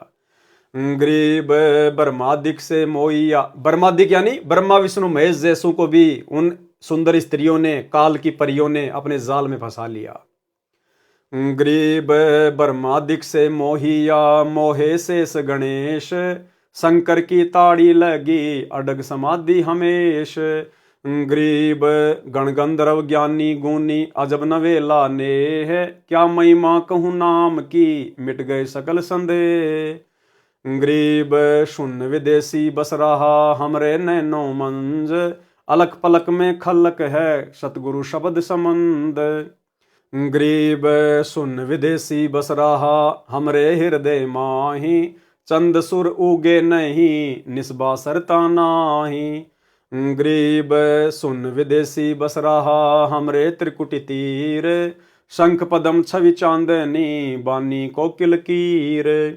गरीब शून्य विदेशी रम रहा सहस कमल दल बाग, सोहम ध्यान समाधि धुनी तरती जन बैराग। गरीब सुमरण तब ही जानिए जब रोम रोम धुन होई, कुंज कमल में बैठ कर माला फेरे सोई। गरीब सुरति सुमरनी हाथ ले नृत्य मिले निर्वाण, ररंकार रमता लखें असली बंदगी ध्यान। गरीब अष्टकमल दल सुनने है बाहर भीतर सुनने, रोम रोम में सुनने हैं जहाँ काल की धुन। गरीब तुम ही सोहम सुरती हो तुम ही मन और पौन, इनमें दूसर कौन है आवे जाए सो कौन। गरीब इनमें दूसर कर्म है बंदी अविद्या गांठ, 5-25 ले गई अपने अपने बाँट। गरीब नाम बिना सूना नगर, पर्या सकल में शोर, लूट न लूटी बंदगी हो गया हंसा भोर। गरीब अगम निगम को खोज ले बुद्धि विवेक विचार, उदय अस्त का राज दे तो बिन नाम बेगार। गरीब ऐसा कौन अभागिया करे भजन को भंग, लोहे से कंचन भया पारस के सत्संग। सरलार्थ इन्हीं काल प्रेरित आत्माओं देवियों ने ब्रह्मादिक यानी ब्रह्मा विष्णु महेश को भी मोहित कर लिया, यानी अपने जाल में फंसा रखा है। शेष नाग भी नागिनी ने मोह रखा है। गणेश जी भी स्त्री के संग में रहे। गणेश जी के 2 पुत्र थे, एक का नाम था शुभम यानी शुभ, दूसरे का नाम था लाभम यानी लाभ। जैसे सतगुरु से उपदेश लेने से पहले आप और हम भगत भाई बहन अपनी घर की चौखट के दोनों तरफ लिखा करते थे शुभ और लाभ। अब ये शुभ लाभ कौन थे किसी को नहीं पता था। अब सतगुरु ने बताया कि ये गणेश जी के 2 बेटों के नाम हैं शुभ और लाभ। और गणेश जी की 2 वाइफ थी, उनकी 2 पत्नियां थी, उनका नाम था रिद्धि और सिद्धि। हम लिखा करते थे ना अपने घर पे रिद्धि सिद्धि शुभ लाभ। तो रिद्धि सिद्धि तो गणेश जी की औरत हैं 2, और शुभ और लाभ उनके 2 पुत्र हैं। तो कहते हैं गणेश जी को भी नहीं छोड़ा स्त्री ने, उनको भी अपने जाल में जकड़ रखा था। और भाई बहनों इसी प्रकार से आप और हमारे को भी काल ने स्त्री के माध्यम से जकड़ रखा था। यह भी काल का जाल था। अब सतगुरु ने आके दया करी, ज्ञान दिया, सत्संग सुनाया, साध संगति से जोड़ा, तो अब हम उनके आदेश से उस स्त्री मोह से पीछे हटे हैं और स्त्रियां जो है वो पुरुष के मोह से हटी हैं सतगुरु आशीर्वाद से। इसलिए भाई और बहनों साध संगतियां गुरुदेव भगवान का एक विशेष आशीर्वाद है आप और हमारे ऊपर। तो क्या कहते हैं परमात्मा, इन्हीं काल प्रेरित आत्माओं देवियों ने ब्रह्मादिक ब्रह्मा विष्णु महेश को भी मोहित कर लिया, यानी अपने जाल में फंसा रखा है। शेष नाग भी नागिनी ने मोह रखा है। गणेश जी भी स्त्री के संग में रहे। गणेश जी के दो पुत्र थे, एक का नाम शुभ, दूसरे का लाभ। शंकर यानी शिव जी की अडिग विचलित न होने वाली समाधि लगी थी, जो हमेशा सदा ध्यान में रहते हैं, उनको भी मोहिनी अप्सरा ने मोहित करके डगमग कर दिया था। कथा शंकर जी का मोहिनी स्त्री के रूप पर मोहित होना। अब भाई और बहनों, शंकर भगवान तीनों लोकों में संहार करने वाला, जो तीन सेनापति हैं काल के, ब्रह्मा विष्णु महेश, तीनों लोकों में जो एक एक पोस्ट के अधिकारी हैं, तो शंकर जी ने 88,000 वर्ष तक तप किया, ध्यान लगाया, समाधि लगाई कामदेव को समाप्त करने के लिए। और काल ने क्या चाल चली भाई और बहनों, काल ने अचानक से शंकर जी के सामने कामदेव को प्रकट कर दिया और एकदम से कामदेव उसकी आंखों के सामने भस्म हो गया। शंकर जी को अहंकार हो गया कि मैंने कामदेव पर विजय प्राप्त कर ली, अब मैं कभी भी स्त्री मोह में नहीं फंसूंगा। और इस बात की चर्चा वो जगह जगह जाके करने लग गया, मान बढ़ाई में आके, कि मैंने कामदेव पर विजय प्राप्त कर ली, मैंने कामदेव पर विजय प्राप्त कर ली, अब मुझे स्त्री का मोह दुखी नहीं कर सकता, विषय वासना में नहीं फंस सकता। आप और हमारे लिए शिक्षा है, विशेषकर जो भाई बहन साध संगति से जुड़े हुए हैं और जिन्होंने अपने गुरुदेव के विशेष आशीर्वाद से इस कामदेव पर विजय प्राप्त कर ली है। यानी ये बोलना पड़ता है, बाकी आप और हमें अच्छे से अपनी औकात, अपनी हैसियत का पता है, परमात्मा जानी जान है कि हम किस भाव से बोल रहे हैं। सतगुरु के बिना तो हम सुअर के टट्टी हैं, सुअर के टट्टी, हमारी इतनी भी औकात नहीं है यहां पर। ये तो गुरुदेव भगवान की विशेष रजा से, उनकी मेहर से, उनके आशीर्वाद से, जिस स्त्री मोह से, स्त्री जाल से, विषय वासना से, संभोग क्रिया से ये तीनों देवता ब्रह्मा विष्णु महेश नहीं बच पाए। आप और हमारे जैसे दो कोड़ी के तटपुंजियों की भला क्या औकात। लेकिन परमात्मा कहते हैं सिर पर साई सत्य है तो को क्या भय रे। इसलिए हमने अभिमान नहीं करना इस बात का।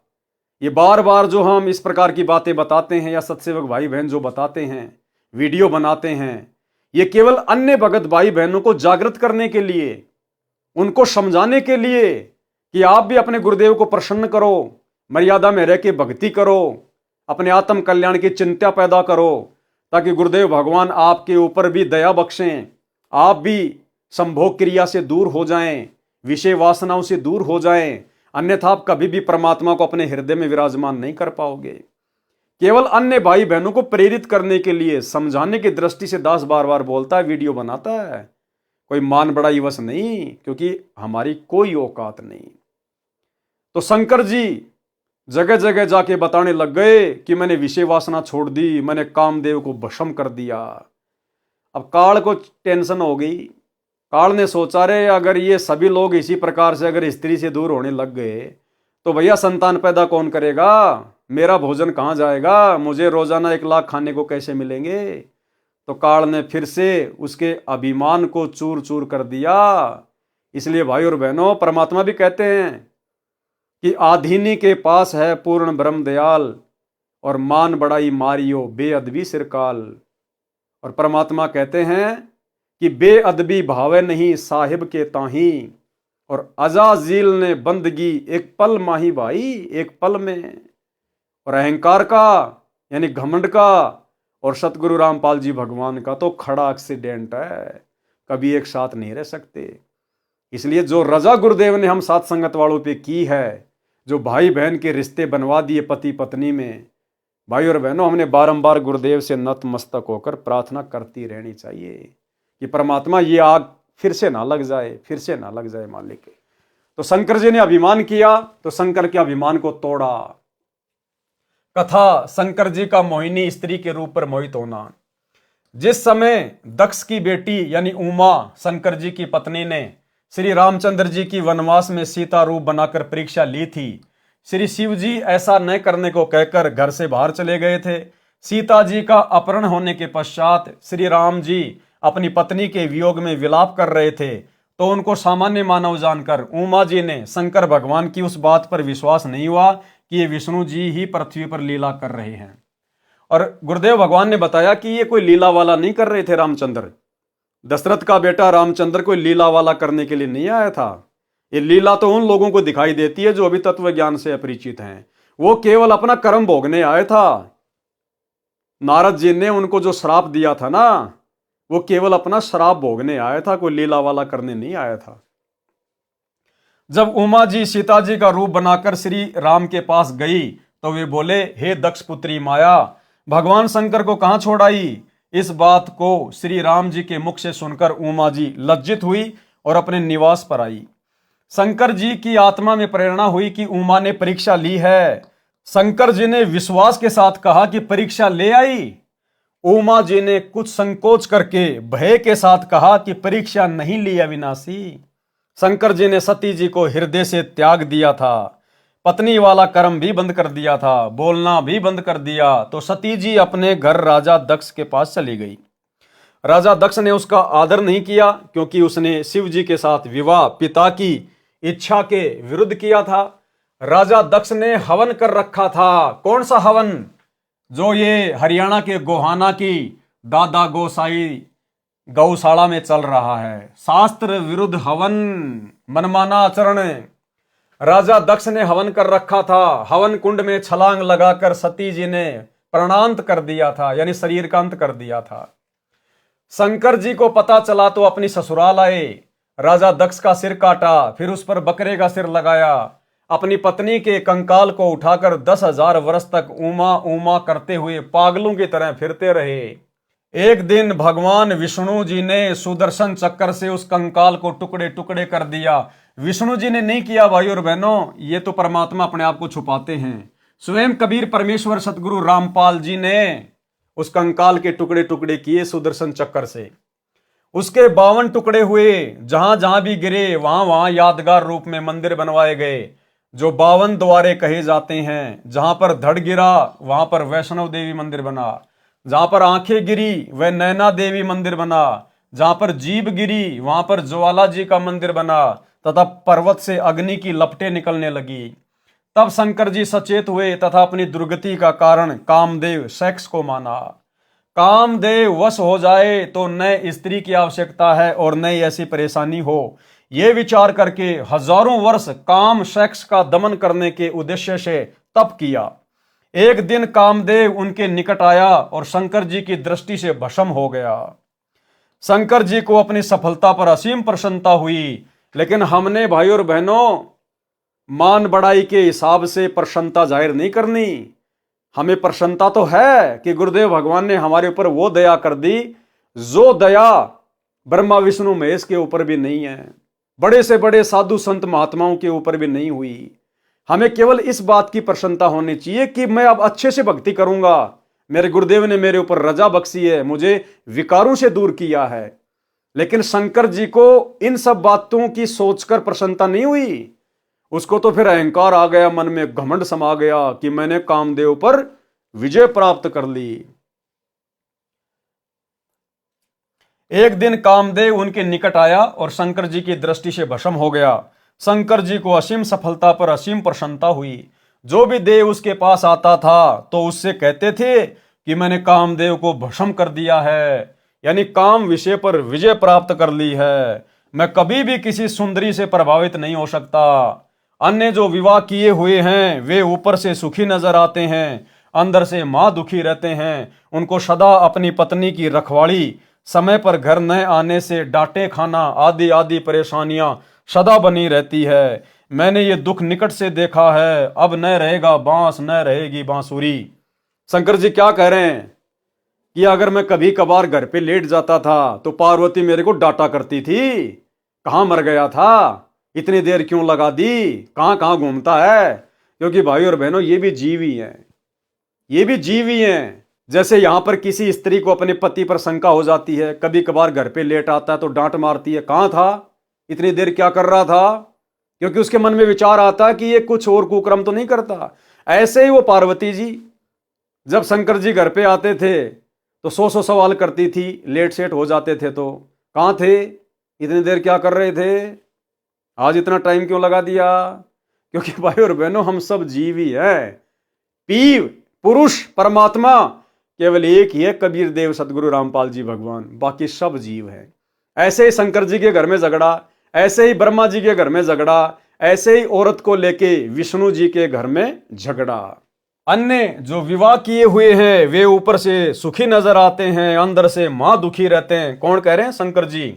उनको सदा अपनी पत्नी की रखवाली, समय पर घर न आने से डांटे खाना आदि आदि परेशानियां सदा बनी रहती है। मैंने ये दुख निकट से देखा है। शंकर जी क्या कह रहे हैं कि मैंने ये दुख निकट से देखा है।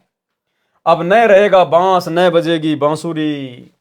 काल ब्रह्म को चिंता बनी कि यदि सब इस प्रकार स्त्री से घृणा करेंगे तो संसार का अंत हो जाएगा। मेरे आहार के लिए 1,00,000 मानव कहां से आएंगे? इस उद्देश्य से नारद जी को प्रेरित किया। एक दिन नारद मुनि जी आए, उनके सामने भी शिव जी ने अपनी कामदेव पर विजय प्राप्त की कथा सुनाई। नारद जी ने भगवान विष्णु को यथावत सुनाई। श्री विष्णु जी को काल ब्रह्म ने प्रेरणा की, भाई की परीक्षा करनी चाहिए कि ये कितने खरे हैं। काल ब्रह्म की प्रेरणा से एक दिन शिव जी विष्णु जी के घर के आंगन में आकर बैठ गए। सामने बहुत बड़ा फलदार वृक्षों का बाग था, भिन्न भिन्न प्रकार के फूल खिले थे, बसंत जैसा मौसम था। श्री विष्णु जी शिव जी के पास आकर बैठ गए, कुशल मंगल जाना। फिर विष्णु जी ने पूछा, सुना है कि आपने काम पर विजय प्राप्त कर ली है? शिव जी बोले, हाँ, मैंने कामदेव का नाश कर दिया है। कुछ देर बाद शिव जी के मन में प्रेरणा हुई कि भगवान, मैंने सुना है कि सागर मंथन के समय आप जी ने मोहिनी रूप बनाकर राक्षसों को आकर्षित किया था। आप उस रूप में कैसे लग रहे थे? मैं देखना चाहता हूं। पहले तो बहुत बार विष्णु जी ने मना किया, परंतु शिव जी के हट के सामने स्वीकार किया और कहा कि कभी फिर आना, आज मुझे किसी आवश्यक कार्य से कहीं जाना है। ये कहकर विष्णु जी अपने महल में चले गए। शिव जी ने कहा कि जब तक आप वह रूप नहीं दिखाओगे मैं भी जाने वाला नहीं हूं। कुछ ही समय के बाद शिव जी की दृष्टि बाग के एक दूर वाले कोने में एक अप्सरा पर पड़ी, जो सुंदरता का सूर्य थी। इधर उधर देखकर शिव जी उसकी ओर चल पड़े। ज्यों ज्यों निकट गए त्यों त्यों वह सुंदरी अधिक सुंदर लगने लगी, और वह अर्धनग्न वस्त्र पहने थी। कभी गुप्तांग वस्त्र से ढक जाता तो कभी हवा के झोंके से आधा हट जाता। सुंदरी ऐसे भाव दिखा रही थी कि जैसे उसको कोई नहीं देख रहा है। जब शिवजी को निकट देखा तो शर्मा कर तेज चाल से चल पड़ी। शिवजी ने भी गति बढ़ा दी, स्पीड बढ़ा दी। बड़े परिश्रम के पश्चात तथा घने वृक्षों के बीच मोहिनी का हाथ पकड़ पाए। तब तक शिवजी का शुक्रपात हो चुका था। उसी समय सुंदरी वाला स्वरूप श्री विष्णु रूप बन गया। भगवान विष्णु जी शिव जी की दशा देखकर मुस्कुराए तथा कहा कि ऐसे उन राक्षसों से अमृत छीन कर लाया था। वे राक्षस ऐसे मोहित हुए थे जैसे मेरा छोटा भाई कामजीत, यानी शंकर जो अपने आप को कामजीत कह रहा था। विष्णु जी कह रहे हैं कि जैसे मेरा छोटा भाई कामजीत अब काम पराजित हो गया। शिवजी ने उसके पश्चात हिमालय राजा की बेटी पार्वती से अंतिम बार विवाह किया। पार्वती वाली आत्मा वही है जो सती जी थी। पार्वती रूप में अमरनाथ स्थान पर अमर मंत्र शिवजी से प्राप्त करके शिवजी की आयु तक अमर हुई। इस प्रकार वाणी में कहा है कि शंकर जी की समाधि तो अडिग न डिगने वाली थी, जैसा पौराणिक मानते हैं। वह भी मोहे गए, माया के वश हो गए। तो भाई और बहनों, सोचो, जब ऐसे बड़े बड़े महापुरुष जिनके आगे आप और हमारी तो कोई औकात ही नहीं है, जैसे हाथी के सामने चींटी, जब अहंकार घमंड इनको ले डूबा तो फिर आप और हमारी क्या औकात है? यदि हमने जरा भी अहंकार किया तो, ऊपर मुंह करके चले तो यहां जो भी कुछ हो रहा है सतगुरु के आशीर्वाद से, सतगुरु की दया से। और हमने सतगुरु की दया को सतगुरु के आगे अधीन होकर, विनम्र होकर, क्योंकि वे अंतर्यामी हैं, कण कण के वासी हैं। उनका सीसीटीवी कैमरा 24 घंटे अंदर बाहर चलता है, उनसे कुछ नहीं छुपाया जा सकता। अंतर्यामी एक तुम आत्म के आधार, जो तुम छोड़ो हाथ तुम कौन उतारे पार। घट हिम गंगा घट हिम जमुना, घट हिम है जगदीश, सतगुरु तारेंगे। तो सतगुरु को तो आधीन भाव वाला भगत प्रसन्न है। गंधर्व एक मानव जाति जो गंधर्व गोत्र की है, तथा गण देवों के नौकर, जैसे शिव के गण। गणेश तो है ही गणों का ईश, तथा ज्ञानी मुनि यानी विद्वान कहे जाने वाले ऋषि जी भी अजब नवेला नेह यानी सुंदर युवा स्त्रियों से अजब गजब का अनोखा प्यार करते हैं।